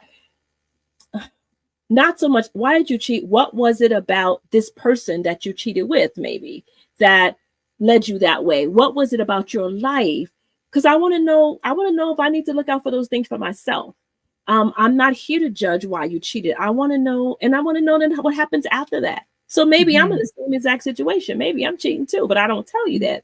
I want Mm. to know, is this something I need to look out for? And are you willing to be honest? Because I think that, especially if you're looking at social media, this, everybody's perfect. Everybody's, you Mhm. know, and then you realize that that's all a facade. Give me Yeah. the real. Just, give me the real, and let me know that you are human, because I'm more apt to talk to you, to listen to you, to to come to you for guidance if I need that, to support you if you're in need. I'm more apt to do that because I know that you're human and you're not playing games with me. You're not Mhm. hunting, as we would say.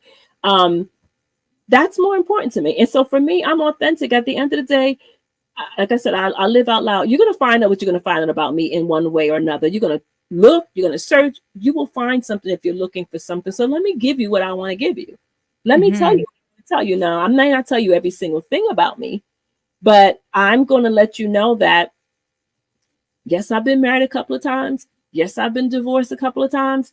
Why? You want to know what happened? What happened was I didn't know who I was. And so I Mm. kept making bad choices for me.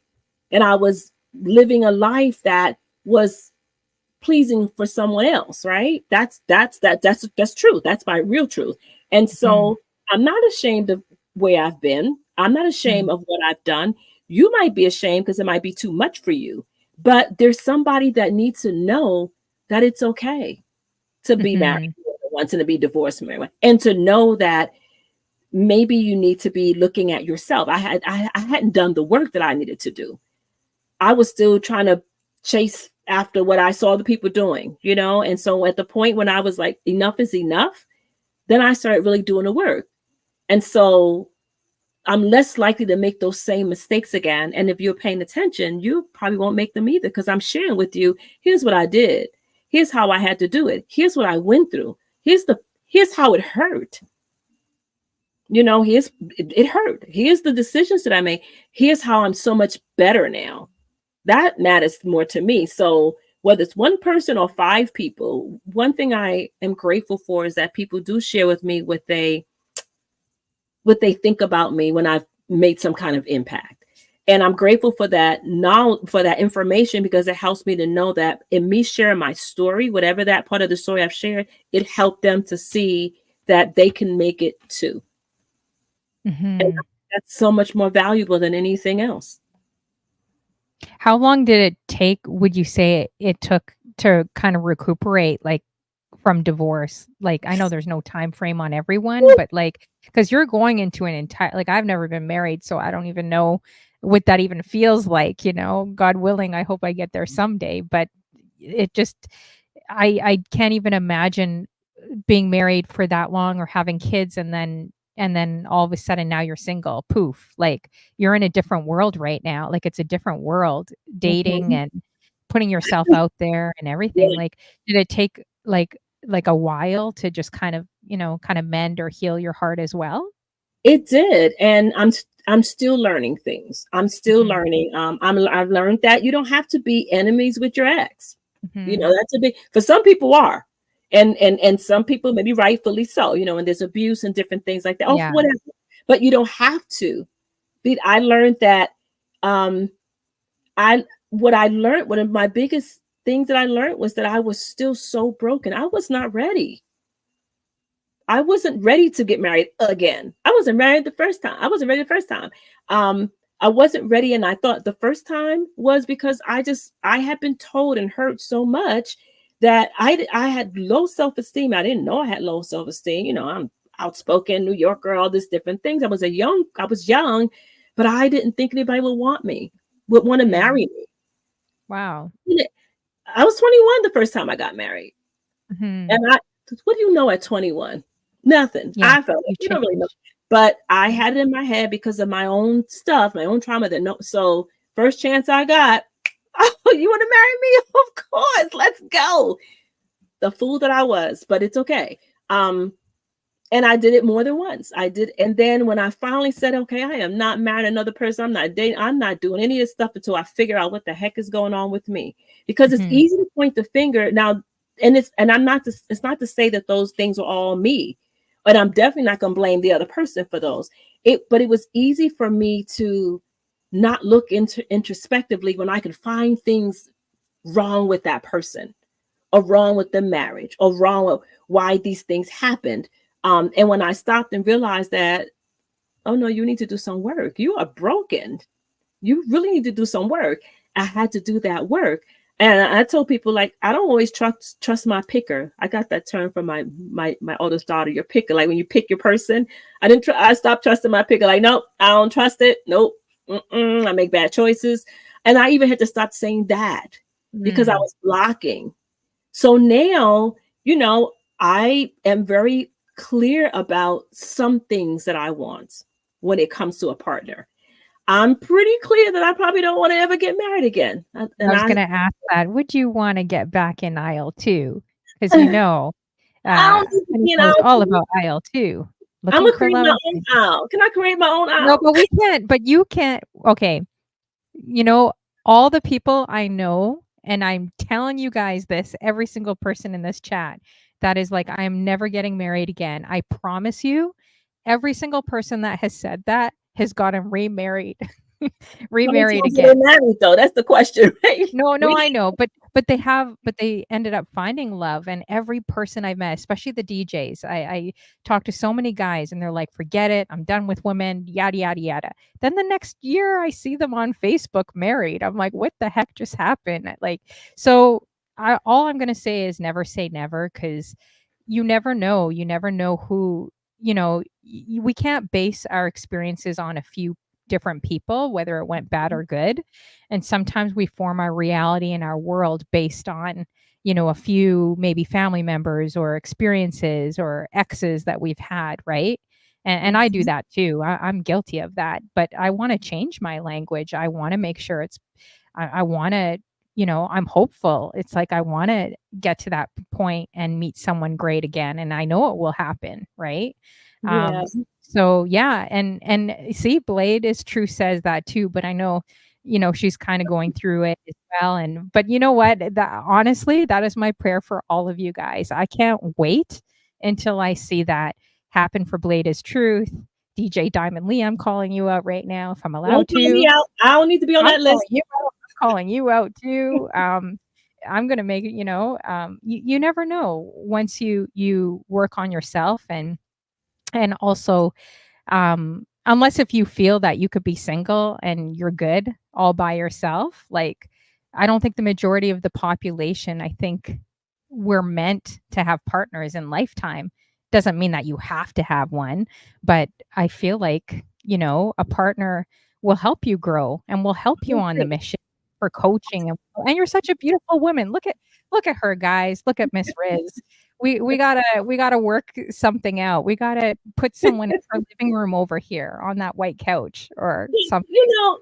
The thing is, it's not that I'm definitely not opposed to a companion. I'm not opposed to a relationship. I am just, it's that final step, which that marriage piece that I'm just, and I didn't say I would never do it. I just was like, I don't know. I'm just, that's not, I don't know about how to, but what I do know is that there are things that are important to me in a relationship, in companionship, and especially as you get into your later years. Just real talk. If you've ever been on my show, we talk about some of this stuff. Like, sex is great and it's a wonderful thing, but what happens when people's bodies stop working? Like, if that's, you have to start thinking about. You think about all those things when you're choosing a companion, especially when you're later in life, when you're agreeing to form a union with someone, whatever that union is.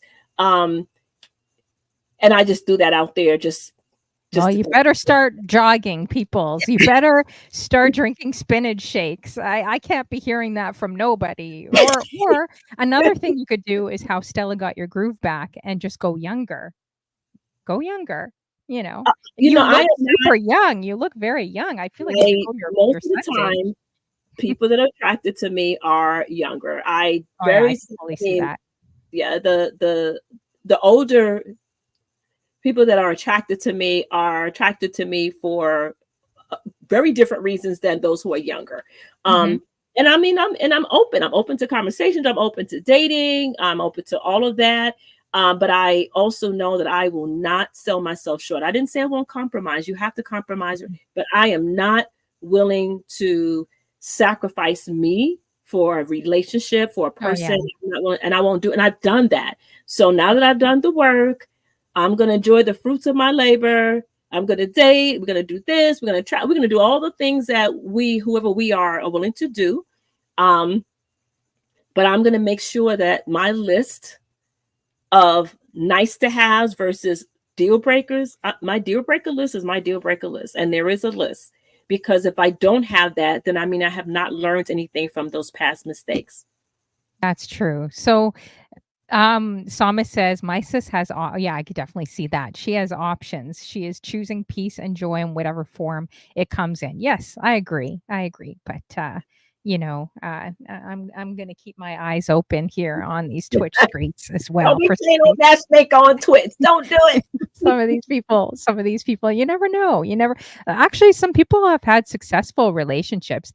One advice that I heard was go where you spend most of your time. So if you go to the grocery store, you go to Costco's, you go to the gym, guys, like you're working out, like that's where you should be meeting someone. On the plane for me. I guess I spend most of my time on the plane. So then go and talk to the pilot and let the door open from the cockpit and find out who the pilot is that's flying the plane. Do you have like an age, like, because I feel like you look so youthful too. Like, do you have an age preference or not really? Or would you, I'm not dating a 30-year-old or a 40-year-old. I mean, I prefer someone who has seen some life, has lived some life, right? I don't mean it, and I know that's a very general statement. So what I have found is I have dated someone in their 40s. I've dated in their 40s, and it didn't work for me. It did not work for me. I think I would prefer 55 to 65, maybe. And how did your kids feel? Were they like, hey, mom, like someone in their 40s? Like, I get mad at my mom. My mom dated someone my grandpa's age, and I'm like, the guy looks like he's gonna keel over. Like, what are you doing? My grandpa was laughing hysterically because my grandpa's 103, guys. My mom dated someone, I think he was in the 80s, and my mom was probably in early 60s. But that was a bit much for me. I didn't like it, And then she also dated very, very young, in between my age and her age. I'm like, I don't like it. But And I look at there's several things, but for me, I'm very active. You know, you have to know how to, you have to have a zest for life. Hmm. Um, and that looks different for everybody. Hey, Diva, that looks different for everybody. But, you know, I love to dance. If you can't dance, if you can't move, if you, I don't, if you can't enjoy those things, you have to be able to enjoy some of the things that I enjoy and vice versa. Hmm. Um, I don't want an old person. I don't mean age. I mean old in spirit. You could be Hmm. settled, but I'm not interested in sitting on the front porch rocking in the chair with you. Oh, that's not my life. I'm not doing that. I was in New York last week dancing in the streets, literally at a block party. Oh, Like that's my I love life. that. Yeah. Um, and I want to do that and do those things until I can't anymore because I didn't do a lot of things in my youth that I would have loved to do. So now I live. And so that doesn't mean I want to be with 30-year-old Johnny either, or Sally, or Do you have like a whatever. certain ethnicity or like a preference at all? I prefer to date within my own race, my own culture. It's my preference. Hmm. I have not dated outside of that, have I? I don't think Really? so. That's interesting. I'm trying to You think know of who I it. see you with? What comes to mind, guys, for her? I'm not trying to play Miss Matchmaker, but you know how we do Yes, on you this are. show. Like, I'm already thinking, I'm like, "Who do I know? Who do I know?" I totally see you with one of those guys that are the silver foxes. You know, those guys that are, like, really handsome, and they all Mhm, walk in the room, like, in a line, and they're mhm. all silver foxes. I totally see you with a guy like that. I dated a silver fox, not Oh, literally that group, and I dated a guy who was for quite a while. When we were talking earlier in our conversation, I was saying all the different things that I was going through, like my dad. And the one great guy, we're still friends. One of the things was I was going through a lot of stuff, and so he was always really good for me when I was going through a lot of stuff. I mhm, was working really hard. I had a high power job, all these different things, so I needed that release, and so he was good for being that space of comfort for me. And I didn't realize that once like my life changed and I was free of a lot of the different weights, um, he just wasn't doing it for me anymore. And it was because we spent a good amount of time. He's a wonderful person, but we spent a lot of time not having to talk about the other life stuff. You know, it was my emotions, it was all that. So he was very comforting. And then I always say, when I got healthy, emotionally mhm, healthy, there was nothing to really talk about. And I'm a person, I am intrigued with intellect. Like you need mhm. to be able to have a conversation with me and it needs to be able to go back and forth. I don't have air conversations. I'm not gonna be on the phone with you just listening to you breathe. I'm not interested in that. So what happened was he started to feel like he couldn't fulfill what I needed and I knew he couldn't. And then he started to feel inadequate. And then, that just facilitates other emotions and things. And so we just was like, we're not going to do this anymore. So he dressed good, he smelled Mhm. good, he did all the other things good, but he didn't feed my brain, my mind, and when I needed that stimulation and it wasn't there. So Yeah, I definitely hear you on that, for sure. Well, you never know. You never know what's gonna happen, guys. Just mark my words. Remember today, remember this date, and, we'll see what happens in the next year, you know? I'm hopeful for you. So, thank you. and for others in the chat, that are like, "Oh, no." Like Blade is Truth and a few others here. Um, Actually, you know what? I'm trying to think if I should ask this question because it could be a very targeted question. It might Um, be. Go on and ask it. Actually, I'm trying to think if this person's in the room because it could be very target. Oh no, I don't. I think they left already. Anyways, I'm just curious. Like, do you think that do you think people should take the space or time away when they actually get divorced instead of jumping in? Like, say they're just like, I just want short term casual. I don't care. I don't want anything else. Like, do you think that could be a bit dangerous, or do you think that's like a healthier good thing to do? Or it's not judging anyone. It's just sometimes you get those reactions based on maybe your ex moved on and you haven't, right? Or maybe Yeah. you just want to have fun and you don't really care, right? But do you think that could be kind of like damaging a little bit, or do you think I think it could be, Everyone should I take think it time. depends on the individual, like everything does, right? I think that Mhm. there are times when, depending on that relationship that you're getting out of that divorce, all the things only you and that other person knows what happened. And Mhm. I think that sometimes some of us don't want to be alone, even if Yes. it's Yeah. casual. So we immediately get into something else, even if it's just for physical relationship, right? Mhm. Or sexual, or whatever it is, or just sometimes it's just companionship that leads into something physical. I think it's important to not start playing house right away. Mhm.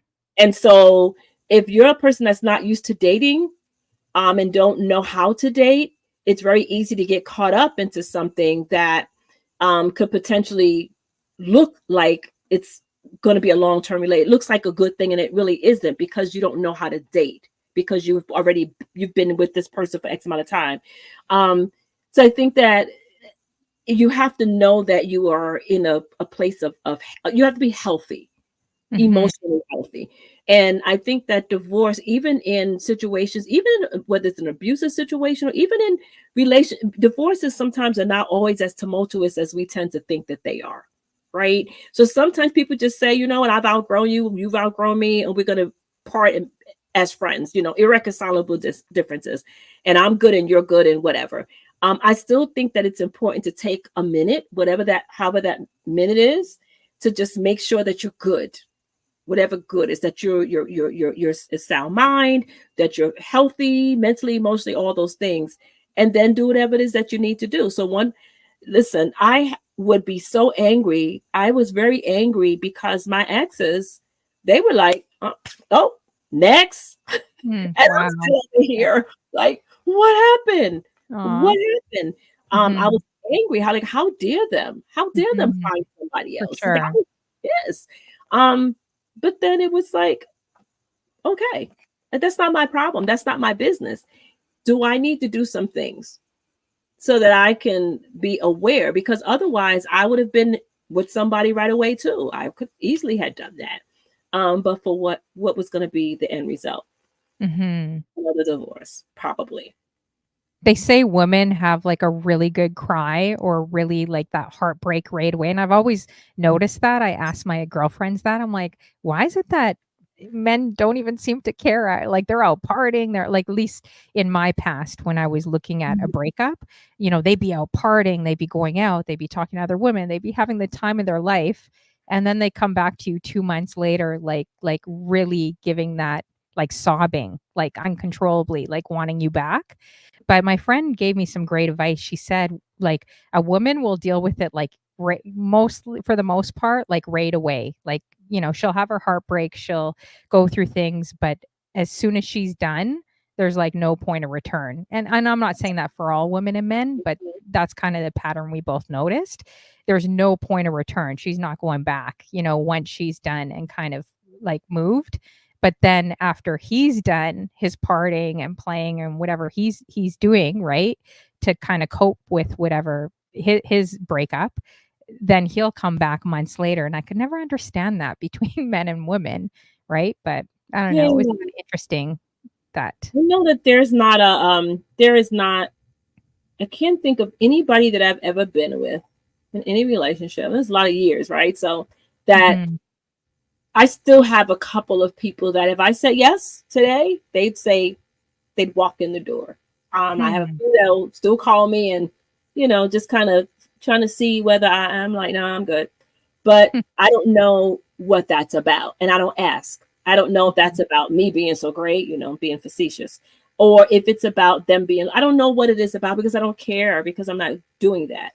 But I do know that um, I have seen both things happen. I have seen men and women just go through months mhm, of just of pain of that loss. I've seen it, and I've seen, you talk about men, go through it right away, and and even maybe even have a new person and still be mourning that relationship that they lost. So I do think it's more frequent with women. Hey, Jay Jonah. I do think that women are more apt to feel that initially, but I want to say that it's not equal, but I do think that there's a lot of men who are feeling it as well, and they're mhm. getting out right away are not so much about them wanting to party. It's about that's how they're feeding their pain. That's how they're dealing with the Exactly. pain. Yeah, that's how they're doing it. Hmm. Thanks for coming through, you guys. Jen B, Jonah, and a few others that came in. Diva, 929, and a few others that are listening. Blade is Truth. If you guys have any questions, wow, the 2 hours went so fast. I could literally chop it up another 2 or 3 hours with you. I talked so much. I'm sorry. No, I love it. I haven't even gone look at guys. I had so many questions for her. Oh I've my only gone through one sheet. I got 3 sheets of questions for her right here, all of them.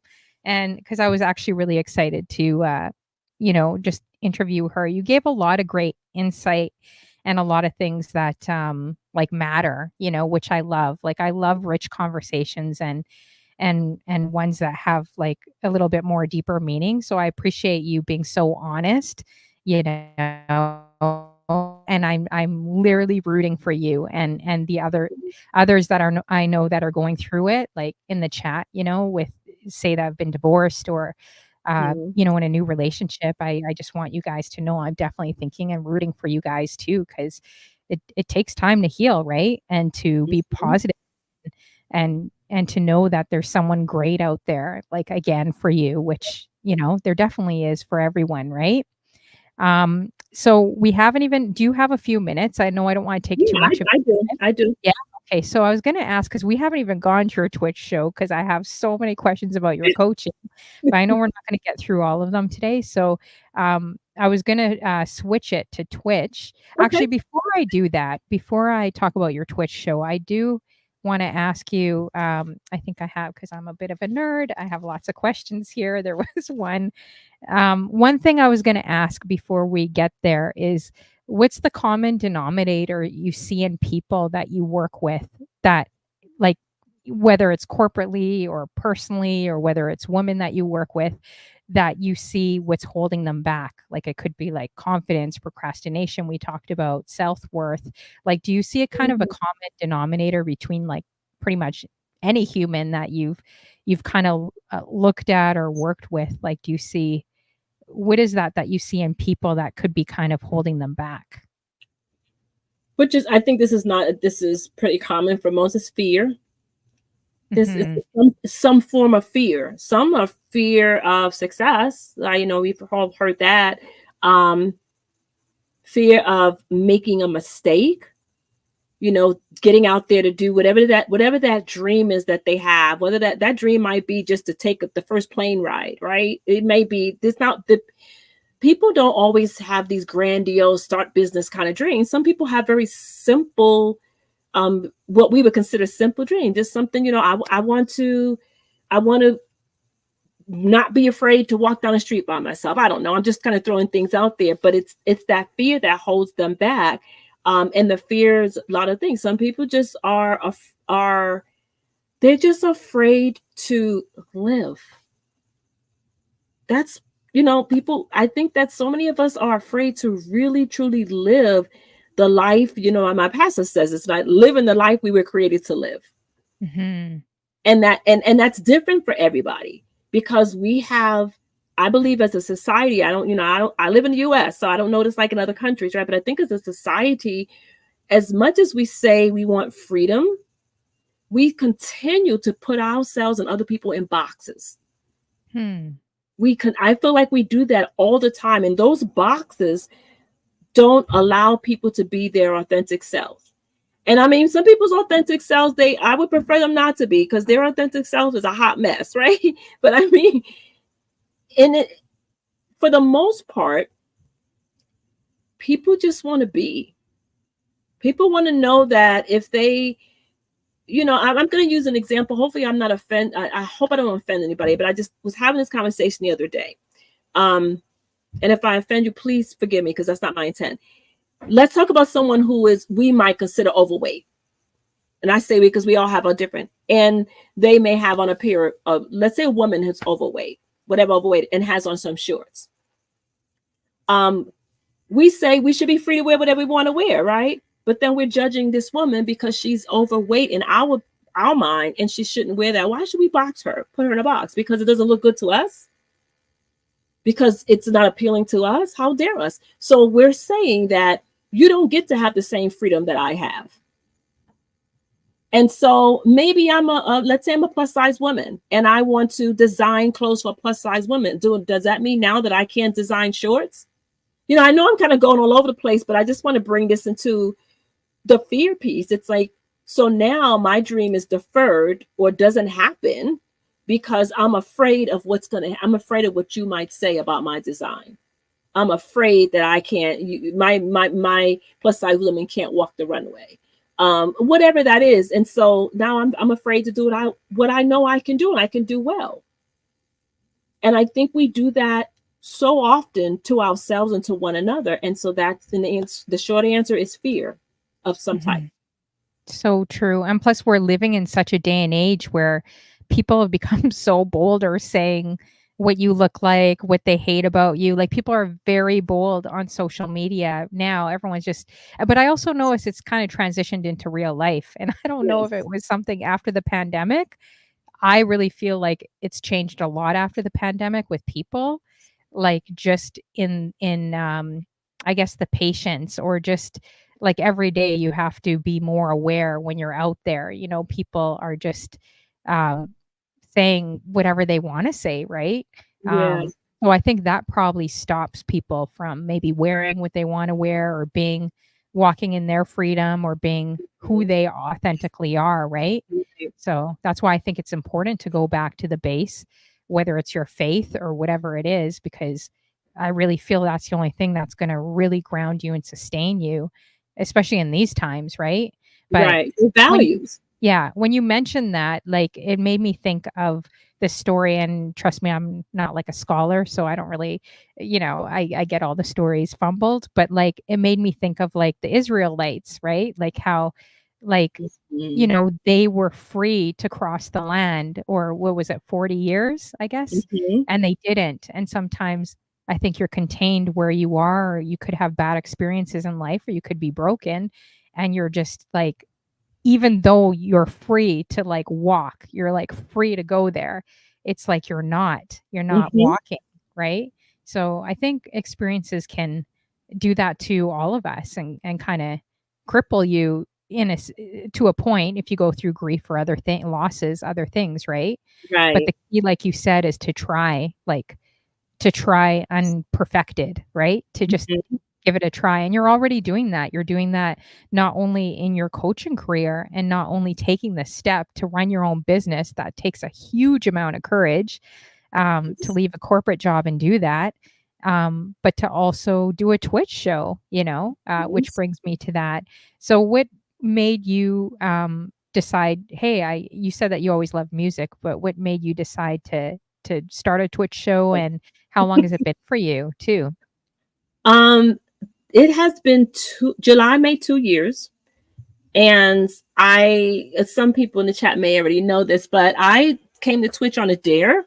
So I mean, well, coming to start my own stream, I'll put it that way. I came to Twitch because I was on, like most people were on IG during the pandemic, and I was listening to D Nice, and then one of the DJs in his I call it a collective, but of the originals is Rich Medina, who I just love Rich Medina. And so I was listening to him a lot, and then he was on Twitch, and that's how I got introduced to Twitch.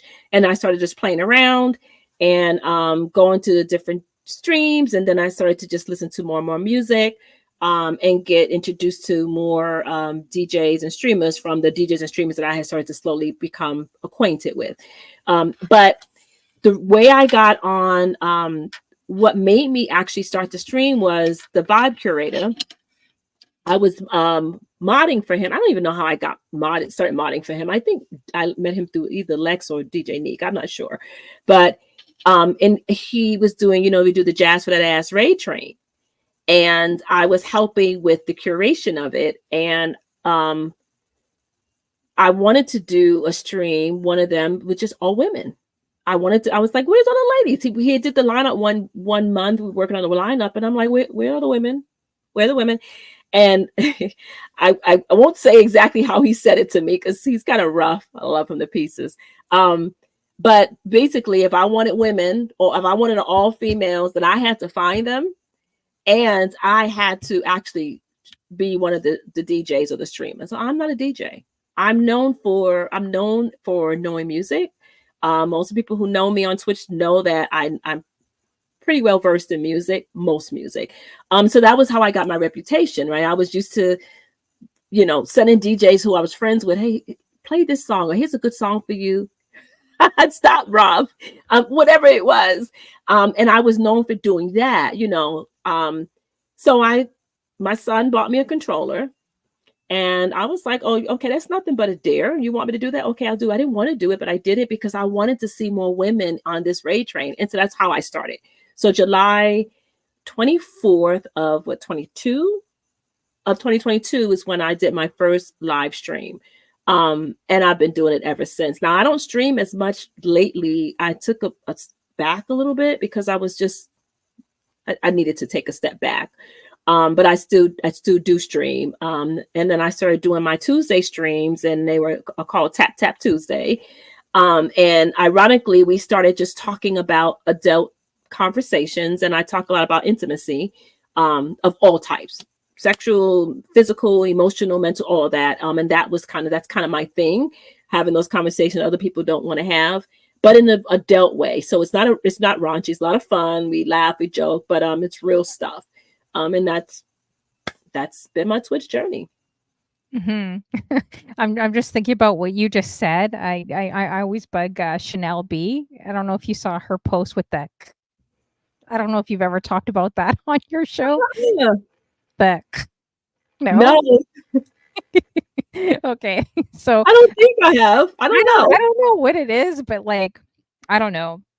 Everyone likes something different, but apparently I've learned on Twitch that a lot of women definitely like that. I've learned that. Think about that. I don't know. Neek and GoDaddy Des are in here. Maybe Samus might still be in here like too. The choking stuff. I was like, oh man. So every time I'm somewhere, like I went to this fitness thing and I said, Chanel, be a video. I'm like, hey, would you like this massage? Like I was just bugging her, right? But I think she showed something on her page where some guy was like, he was really good looking, like, one of those suave guys. And then he was like giving her a massage, and then he like started choking her. I'm like, that does not. I saw that. What is going on? That does not sound good to me whatsoever, guys. I'm not whatsoever. I'm not interested. Anyone does that, I will like strangle them. Well, we've talked about a lot of stuff. That I don't know is necessarily talked about on any stream that I've been on, but we talk about it in an informative way. And I try to bring facts to the table. Like we don't just normally randomly just talk about stuff. Sometimes we do, but for the most part, if I'm trying to inform, here they go. If I'm nobody's going to want handcuffs on you, girlfriend, DJ Neat 10. Someone tries strapping handcuffs on you, they're gonna get put in a chokehold. Are you crazy with her arms? No, I'm not going near that. Well, anyways, whatever. You guys know what I mean. But people don't. I mean, one thing about adults a lot of times is that there are things that we don't talk about because we don't have a safe place to talk about. And sometimes, and I know that maybe women are more apt to have these conversations, but I know a lot of times with men, from what I hear, is that, we expect men to, I think that it's fair to say that a lot of times we expect men to be, to inform. We expect them when it comes to sex. As women, we don't know how to do so that. What do you mean? Yeah. Like there's this expectation that men can never be ignorant. That they have to know it all. Like they just come out knowing every place to touch you and all the things, and they don't. They really don't. Oh, sorry, fellas. Right? No, but they don't, and they don't always have a safe place where they can, outside of watching some crazy videos and stuff like. Yeah, no, that's true. That is actually very true. That is true. That, like, I think for the most part, a lot of women just expect a man. You should be knowing my thoughts. You should be just. Even if I'm saying no to you, that means yes. Like, what's your problem? Like, you should just know, right? And they they're don't have superheroes, right? They're human, right? And so go ahead. I'm sorry. No, go ahead. Sorry. Yeah. But recently, some of the conversations I've had with some men have been that they don't feel safe being able to say to their partner, sometimes even their wives, that, I don't know how to do this, or teach me how to do this, or show me how to do, like that. They rather fake it. Like and what I think that sometimes what women do is that, we let them fumble, we let them, and we don't tell them. We make some, this is a whole nother conversation, right? But sometimes we are encouraging them as if they are doing what needs to be done. And so then they go off to some other person as if they are, Hercules, Superman, whatever, and they know what they're doing, and they don't. And I think you do them a disservice by not having honest conversations with them about what works and what, like, wash your hands and clean your nails before you do ABCD. That's all I'm going to say. I'm on your show. We don't mind. Yeah, for sure. It's just, I don't like a guy with dirty nails. Oh, heck no. No. Where are you going to put those fingers? No. Yeah, and your feet? No, guys. Get that, work out on that. And don't have nails longer. What the heck? Like, there was one guy I dated years ago that had just these long pinky nails, and I know people always mess with me and say he was probably into something else. He would he was from Virginia. He would cut all his nails, very good looking guy, super GQ, like very good looking guy, handsome guy, but his two pinky nails. And he's like, well, it's just style. I'm like, no man's nails should be longer than a woman's nails. I'm sorry. Don't do that. Old school. How old was he? 80? Well, he acted like it because he was like, no offense to anyone from Virginia, but he was the one that how you said, I don't want to be with no old man swinging on a porch step. Yes, he was that guy, like the old man swinging on a porch step. But we were only in our 20s, like mid 20s at that time. But he acted like he was 80. Yeah. But anyways, yeah. So anyway, I don't know how we got off into that. I'm sorry, but no, it's okay. It's probably me too. That's how, and one of my desires, and it's going to happen. One of the things I had started doing early on said, well, if I'm going to be on Twitch, then I'm going to start doing some. He was a werewolf. Oh my gosh. No, they say that he was into other stuff. Yes, exactly. Yeah. That's what DJ. No, I don't think he was. No, he wasn't, guys. But that's what we would say. That's what that was an indication of for some of us and some of our cultures, that's what that was. Yeah. Oh my gosh. Thanks for informing me, DJ Neek 10. I probably could have needed you in my mid-20s to let me know this. Jeez. Virginia was definitely a different world, let me tell you. When I went Petersburg, Virginia, definitely very different from Canada, that's for sure. I'm like, where am I? Yeah, definitely different. But so I mean, your Twitch show, going back to it, is doing really, really well. Like, it's always full, always busy. Like, you're doing really, really well. Do you have any like goals or anything in mind for Twitch? Like, have you thought of partner? No, partner's not. I have no desire to be a partner. I mean, I have no desire. If you see me saying I'm partner pushing, I'm not listening to Nick. I just have no desire, because that's not what I didn't come to. Like I said, bits and subs and all that follows. Oh, that stuff is great, but I didn't come the follow. I like having the followers because I want the audience, right? I want to engage with people. I love Twitch. There's been times where I've text my mods and said, I don't feel like it. I'm not good. If you see me not doing good, rate me out. But then I get in and I feel so much better. So it's therapy for me a lot of times. And I appreciate it. I am going to do a talk show. And I kept calling it a podcast. I don't like that term because I feel like so many things but I am going to do a show. And I already have it all laid out and everything. I just have to do some of the technical stuff, which is, again, my perfection kicking in. But I know that, and it's conversations.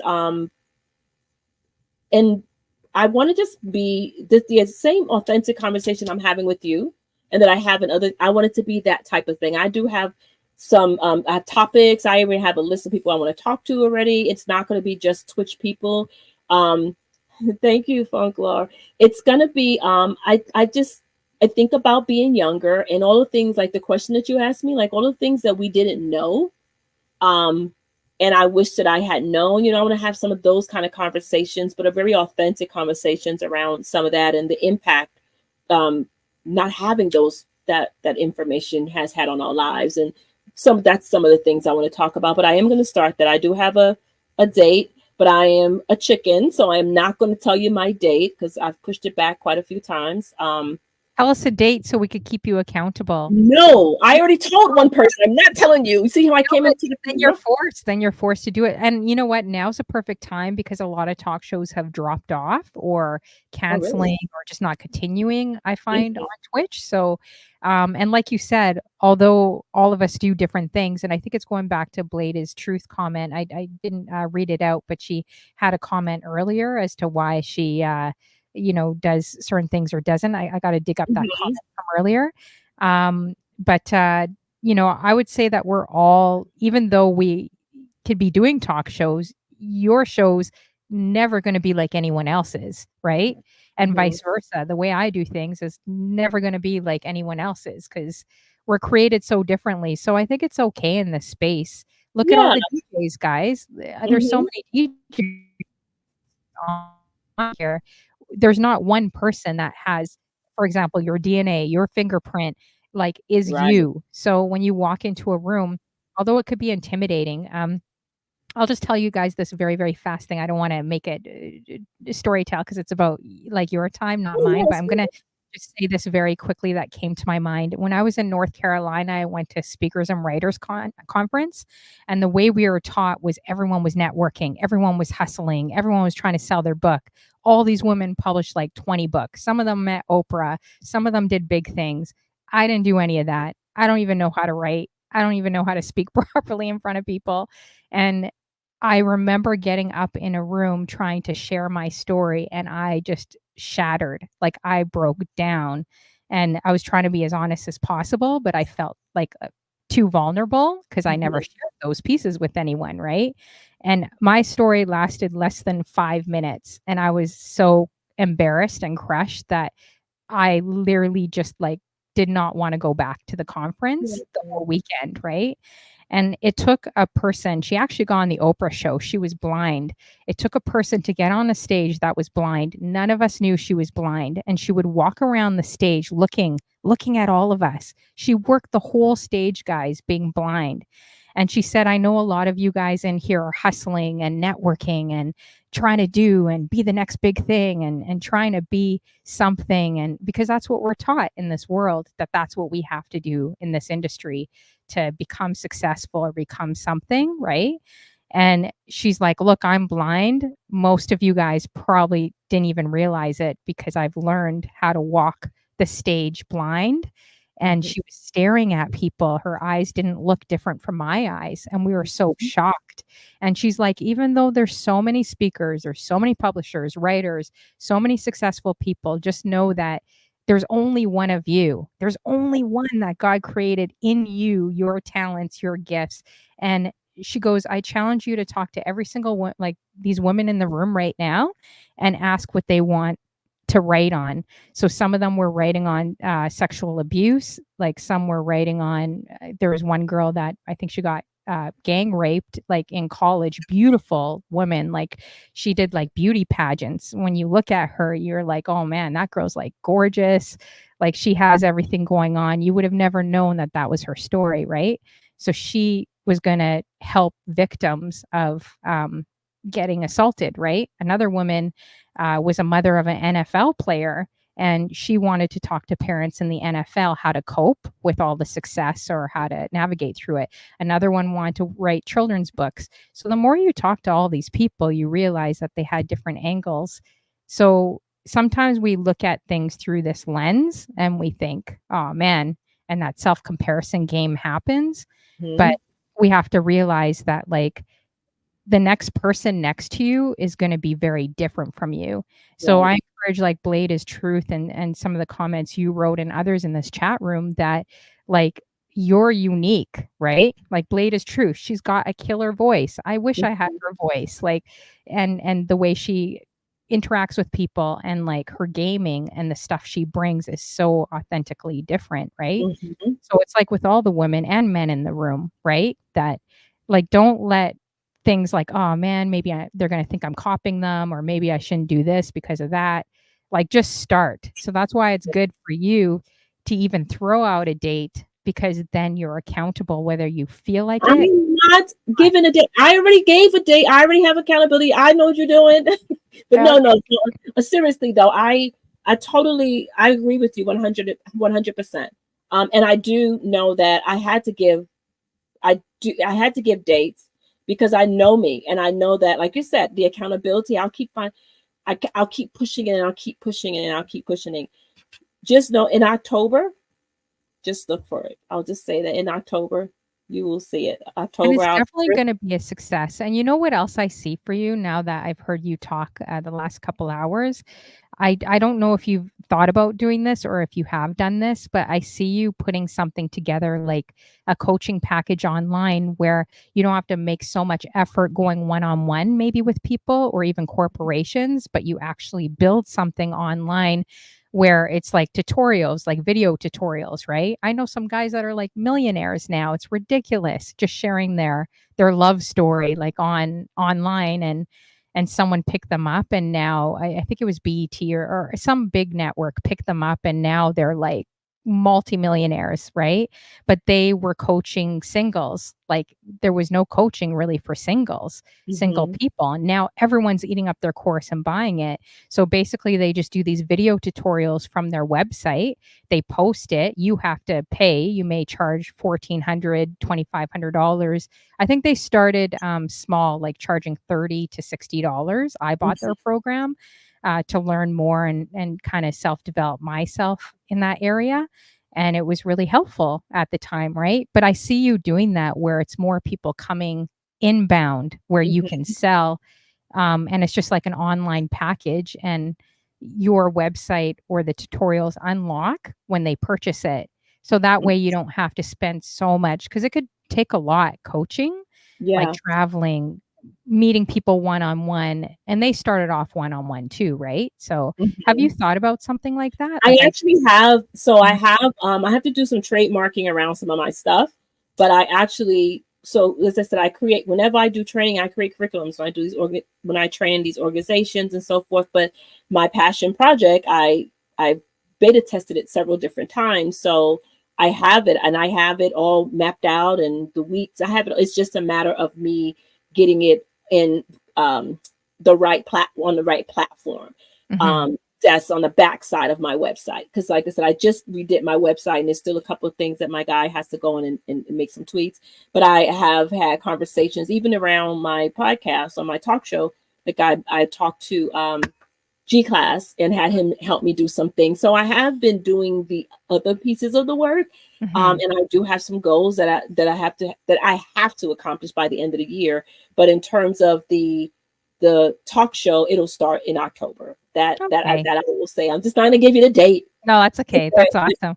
But you could tie it all in together, even with your business, right? And I feel like you already have the tools. Like some of these speakers I've seen in the States, I'm like, man, it's like, how in the world did some of them become multimillionaires? Like I'm baffled, because especially when they talk about relationships, because it's not rocket science. Some of these guys like Tony Gaskin, if you guys have heard him, it's not rocket science what he says. What Steve Harvey says, it's totally not rocket science, but everyone's like eating it up. It's helping them. And it's just shocking the amount of people. Like when I saw Tony Gaskin, it was shocking the amount of women. He had like, oh my gosh, like probably 5,000 women in line, and they're all getting mad at me because I started asking him like a million questions quickly to try to learn from him. But I'm thinking he's having conversations that we have with our girlfriends. Like, how is he the expert on relationships after he cheated? How is he the expert? Right. So anyways, I'm just saying for you have the knowledge. Like I see it. Oh man, I see a lot. I see so much for you, Thank you. So I'm definitely excited to see your next steps. But so I know we probably got to wrap up too, guys. Wow. I know I could definitely chop it up with you. Is there anything you want to say about your shows that people would want to know, like about your Twitch shows that you can share with people? I mean, I think the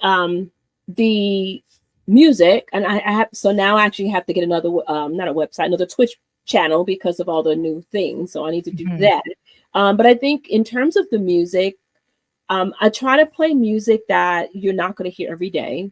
I don't you gonna most people won't be familiar with a lot of the music that I play because I want to do something different. I want to play something unique, and I like the chill vibes, but I also do jazz and the other things as well. So if you're looking for that vibe, then that's where you're going to find for me. Every once in a while, I'll switch it up, and people are surprised because I'll play some super fast music or something like that. Um, and then the conversations, I love to have the adult conversation. So if you come in, you catch me on, it's usually the Tuesday night, not when I'm on raid trains. I won't have those conversations, but you know, come see me. Come, let's talk. Let's talk about in a mature way, a fun way about the things that you want to know as an adult that you may not have a community to talk to, or you may not, be able to have that dialogue. When I was at OMU, I was on the conference at OMU twice last year and the year before, and I was one of the presenters, and we got into a really good conversation, men and the women, around, we were talking about emotional intelligence, and then it just went into it segued into all these other conversations that men and women aren't able to have, but they want to have. So, I'm always open to that. If you have ideas and you want to say, hey, Riz, can you talk about this? Let me know. You can get me on IG, you can, however you want to do it. Thank you, Blade. But my talk show, I really want to be able to I have a friend, some of you know her, and she always talks to me about children of the 80s, Mhm. and those who grew up in the 80s, how they did not have, a lot of them were like latchkey or did not have parents, two-parent households, so things where they did not learn certain things, but now they're adults and the world is expecting them to know things that they were never taught. And so I won't say it on your show because I don't know your audience. I don't want to curse or anything, but she talks about the old itches, who Mhm. don't share things that they need to know. And so I want this show to be a place where we have the conversations about things that people expect you to know and you don't know, where I am not afraid to talk about menopause and Mhm. all the things that you didn't know about menopause that go outside of hot flashes.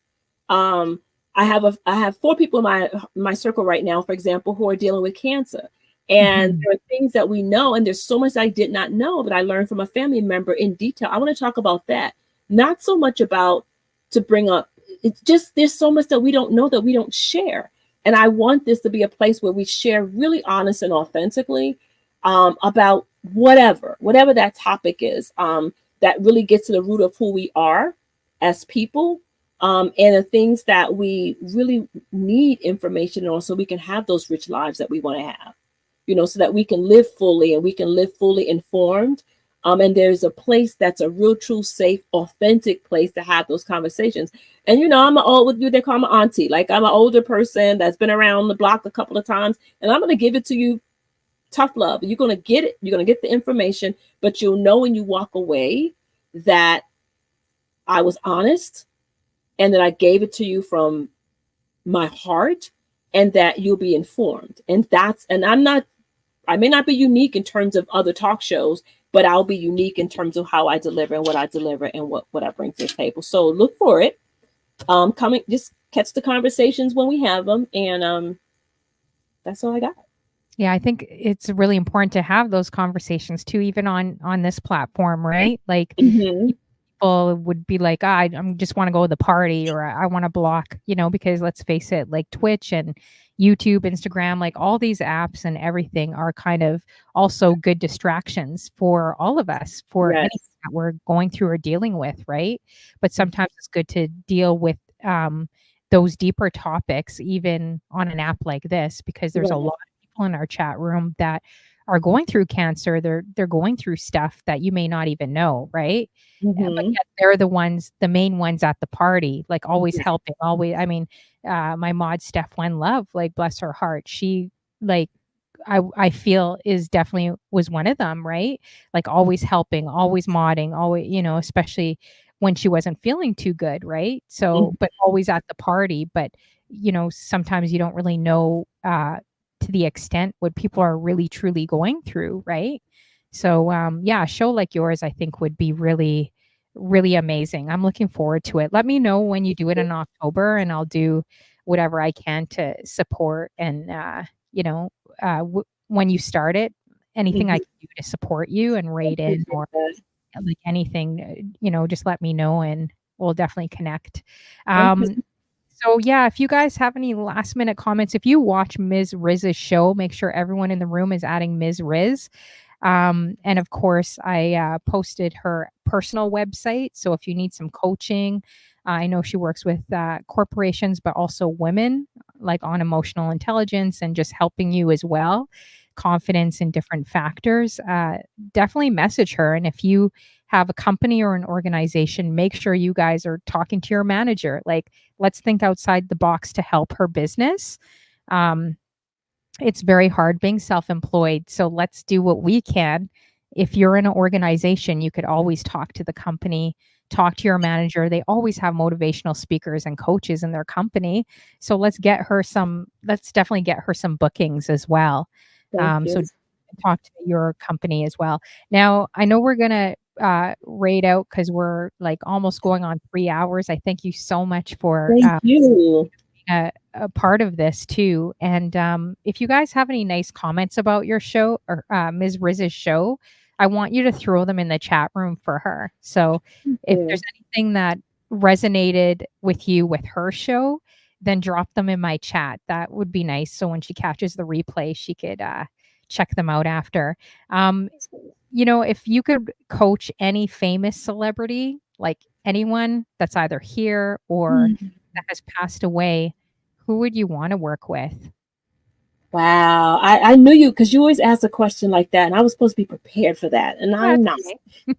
Um, who would I want to coach? Hmm. You know, I don't watch a lot of TV, but I do watch some. But I would want to talk to one actress who I'm really interested in. Angela Bassett would be one Oh, who I would yes, just to talk to. But amazing. another one, Angela Bassett, Sanaa Lathan, Mhm. and Meryl Streep. Oh, interesting. Wow. Those would be the ladies I would like to talk to. Um, I think they would be very interesting. Yeah, 3 Thank very goodness. beautiful, strong women too, Yeah, right? yeah, very different. And I just can I say one thing? Um, because lately I've been talking to a lot of men, not dating y'all, not that way, but I Really, you guys? Do we really believe that? Let's check her living room. Does she know, have a man behind the But white I couch? wanted to, even though my passion is for women, because as a woman, I have recently started to really feel the need to do something for the men, to create Mhm. and it may be something I do on my talk show. I don't know, but I'm hearing more and more men are just kind of pouring out their hearts to me. And, I have a local watering hole that I go to, and the guys in there, and they're not trying to talk to me. I mean, we sit and they just tell me all their stuff. And it's not about, it's the hard stuff. It's the stuff that I talk to my girlfriends about and the women talk about. But I don't know that guys really do this. I'm not a man, so I know that they don't necessarily do it. So I want to say to you, gentlemen that are out there, um, my services are not just for women. When I work in organizations, I coach more male executives than I do women. But in the personal space, personal development space, sometimes men just don't, women are more apt to just go out and seek out this kind of help, therapy, coaching, or whatever. In the corporate world, I find that corporations tend to pay more of their dollars toward helping the male executives than the female executives. But in the outside of the professional world, women are more apt to do that for themselves. So I'm just saying that to say that this is not even about mental health. This is just about life. If you need to have the conversation, let's have the conversation. If you have suggestions around the conversation, let's talk about it. And just know that you are seen and you are heard, and you need to have a safe place, just like the women that we women do. and find that safe place. And if you need that safe place is here, let's talk about it. And we have way more resources than men do. So it is beautiful.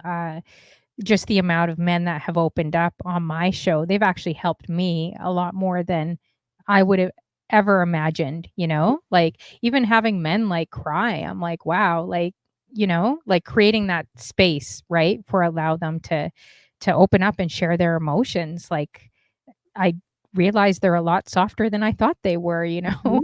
Like and If we let them, and they're still men, right? yeah. They're not Yeah. less, right? Exactly, and we have to be careful with our words too. That was one thing that Tim they were my first interview, Crazy Berry Town, and her husband, Tim, that passed away. He was the first interview that, like, I'll always remember, you know, because he gave such great advice to singles and just saying, like, how a 4-foot woman could literally break down a man that's 7 feet just by her words, and Mhm.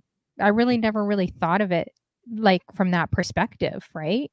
Yep. So he was just saying how you have to be very careful as a woman with your words, like, you know, maybe not nagging as much, but, like, Mhm. trying to help him as well, right? And he was just talking about the differences, and it made a lot of sense, Yeah. right? Safe place. So They need a safe place to land just like we do.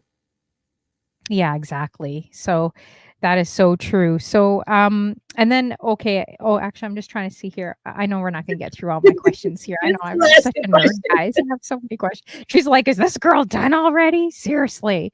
Sorry. Okay. I'm just gonna. I will wrap it up, guys. But I'm enjoying myself, like listening to her, you know, her answers and everything.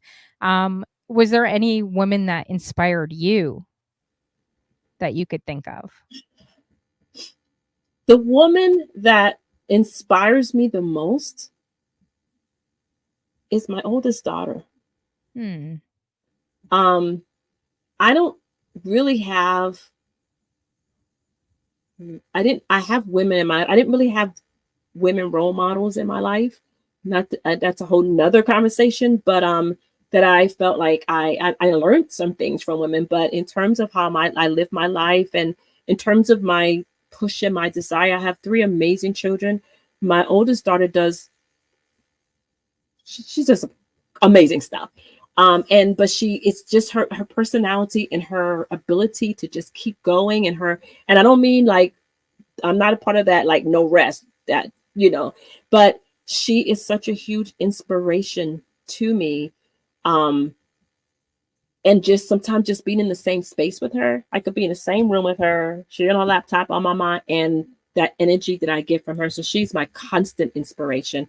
And then they're all my kids are very supportive. So um again, there are other women I probably couldn't name, but in terms of someone who really has had a huge impact on my life, it's my daughter, which is just kind of crazy, right? Is because you would expect it to be an older woman or somebody else. She's my child, but she is amazing, and she has really helped me to. She's helped me to see me. So That's sweet. I love that. And the last question I'm going to have for you, I'm going to have to bring you back on again for sure. You know, to go through the other 3 pages. But you know, if and I always ask this as my last question to people, just to find out how they view life, what they think, like you know, and because we've seen it so much with so many people passing. But say if you only had like 6 months to live, what would be on your bucket list? Like what would be some things that you would want to do and what legacy would you kind of want to leave behind as well? the legacy I would want to leave behind, I want to know that when people talk about me, that they say that I made a positive impact on their life. And that could be any number of things that was what it's going to mean, but I want to know that I have positively impacted lives. um that's important to me. That's really important to me. In terms of what I would want to do, man, I would pack me a couple of suitcases and I'd be gone. I would just travel. I would I've only had 6 months, and I mean, then I don't have to worry about certain things. So whoever that companion is, I'd have that companion. I'd find that companion. They find me, and we would just go. I don't know that I would live that much more different than I live now, except for I would not worry about, probably wouldn't worry about bills and all those things like that because I'm going to be gone. But I would see more of the world. I would want to have enrich my life with more exposure to more cultures and more people. And I would want those people to be enriched from me. That, I don't know if I said that right, but does that make sense? Oh, That's it definitely makes sense. Yeah. that's what I would do. And he's going to find you. He's I- going to find you. Mark Listen, my words. he, she, they, them, meow, bark, bark. Yeah. Well, we'll see. We'll see. I mean, I definitely remember this date, you guys. Remember, I'm calling it out right now. But I want to thank you so much for, just having this, conversation. And I know you've helped people lurking and listening with your words of wisdom. And I'm definitely rooting for you as well. So thank you so much for joining this show. Thank I think you. Finesse like 10 minutes ago said we got to stretch too.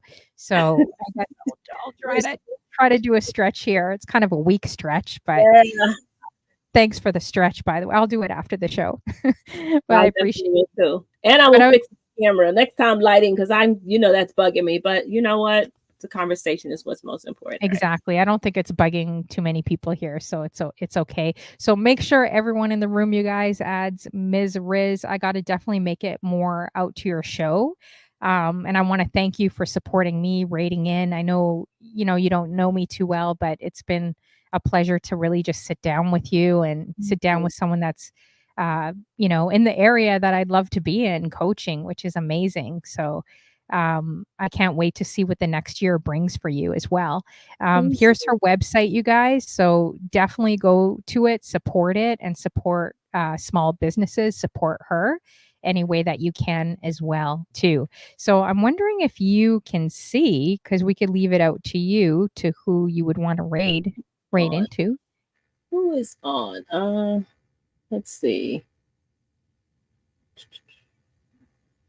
Well, So make sure you guys are adding her Instagram. Here's her site as well. And she goes under Ms. Riz as well on Twitch. Here's her Twitch link. So make sure you guys are adding that as well. And look out for her talk show in October. Remember, everyone has heard it's October. So we'll be looking out for that in October. We'll be watching you whether you're ready or not. Yeah. let's see who's on. So I see Big Stove is on, but Diva, I don't know what she's playing. Oh, you know what? I can't tell what he's playing. I would like to rate DJ Relly Rel or Diva. I just don't know what kind of music they're playing. Anybody know what they're playing? I don't know if they're on Ray Trains or anything like that. Today is Wednesday, so I think Big Stove is probably doing his regular show. I can't tell. My other laptop just died. Okay. And is Diva on a Ray Train? Is it even not? Is Blade is Diva on a Ray Train? If someone could check, that would be great. Just check for us. Hey, Digital T, good to see you. Jay Finesse, thanks for the stretch ages ago. Appreciate you. Everyone else coming through to your my show, I appreciate you guys. Blade is Truth, I got to have you on too. DJ Neek 10, she's going to be on next month. Wadi Killa. Who else do I got? There's quite a few. Mr. Crate, I'm going to have on. I'm just trying to see my schedule. You have Funklore is coming on too, right? DJ Funklore? Or Funklore, I interviewed him already too. He was a really interesting interview too. All his celebrity stories. Okay. Yeah, he's worked with so many celebrities. It's crazy. So let's see. Oh, and Odell I'm having on too, you guys. So look out for those interviews every Wednesday night. And also keep in mind the Raid Train for Shortcut. For those that don't know, he recently had a stroke. So now he's going through just trying to rehabilitate. So we're going to definitely raise funds for him. this Friday to Monday. So make sure you guys check it out. Lots of DJs are going to be on that raid, multiple raid trains. So Dee was playing house music, and she is on the raid train. So then she's probably leaving in 4 minutes. Yeah, that's what I thought. Who was how about DJ Relly Rel? Okay. Let's raid Sounds him. I good. don't think he's on any raid train. He's barely seldom on raid train. Gotta make sure I get his name right. DJ Relly. Yeah, RELLERELL. Okay, what I do is I normally go in his chat and then I copy his name. Okay. But a few times I've accidentally put raid in his chat, in their chat, instead of my own, going back to my own. Okay, let's see here. See if we could kick off a hype train for him, guys. It looks like one is just almost starting for him. Oh, how come it's saying I need to follow everyone? Even yourself, it's saying I got to refollow you, DJ Relly Rel. I don't know if I'm on my new page or my old page. Which is on my phone, which is weird. Let's see here. I'm just checking. Oh shoot! No wonder why I'm on my new page. Okay, so that's not going to work. I have to wait. I'll have to maybe talk offline, but I thought that if you started a new page, that there was a way that you could do it that you don't lose all your followers and all that stuff. So I don't know. That's what I heard, but I'll have to. Yeah, they don't. They actually that. No, yeah, you have to start all your followers all over again on the new page. And with my page, I was told the CEO said that they were going to link them where it's going to send notifications to your old page, but it's not doing that. And they told me, no, they're not going to do that. It's like starting all over again. I was like, come on, like this is so much work, you know? Yeah. So apparently they're not moving any followers. You have to build that all over again. And they're not notifying like the CEO said. Okay, so we have to do it ourselves. Okay, that's helpful. Like you would be notified. Yeah, because I asked them so many times. But okay, here I'm trying to log on this thing. Sorry about this, guys. Okay, now it's asking for a code. Okay, I was logged on the wrong account. I was like, why am I not following anyone? Okay, that's probably why.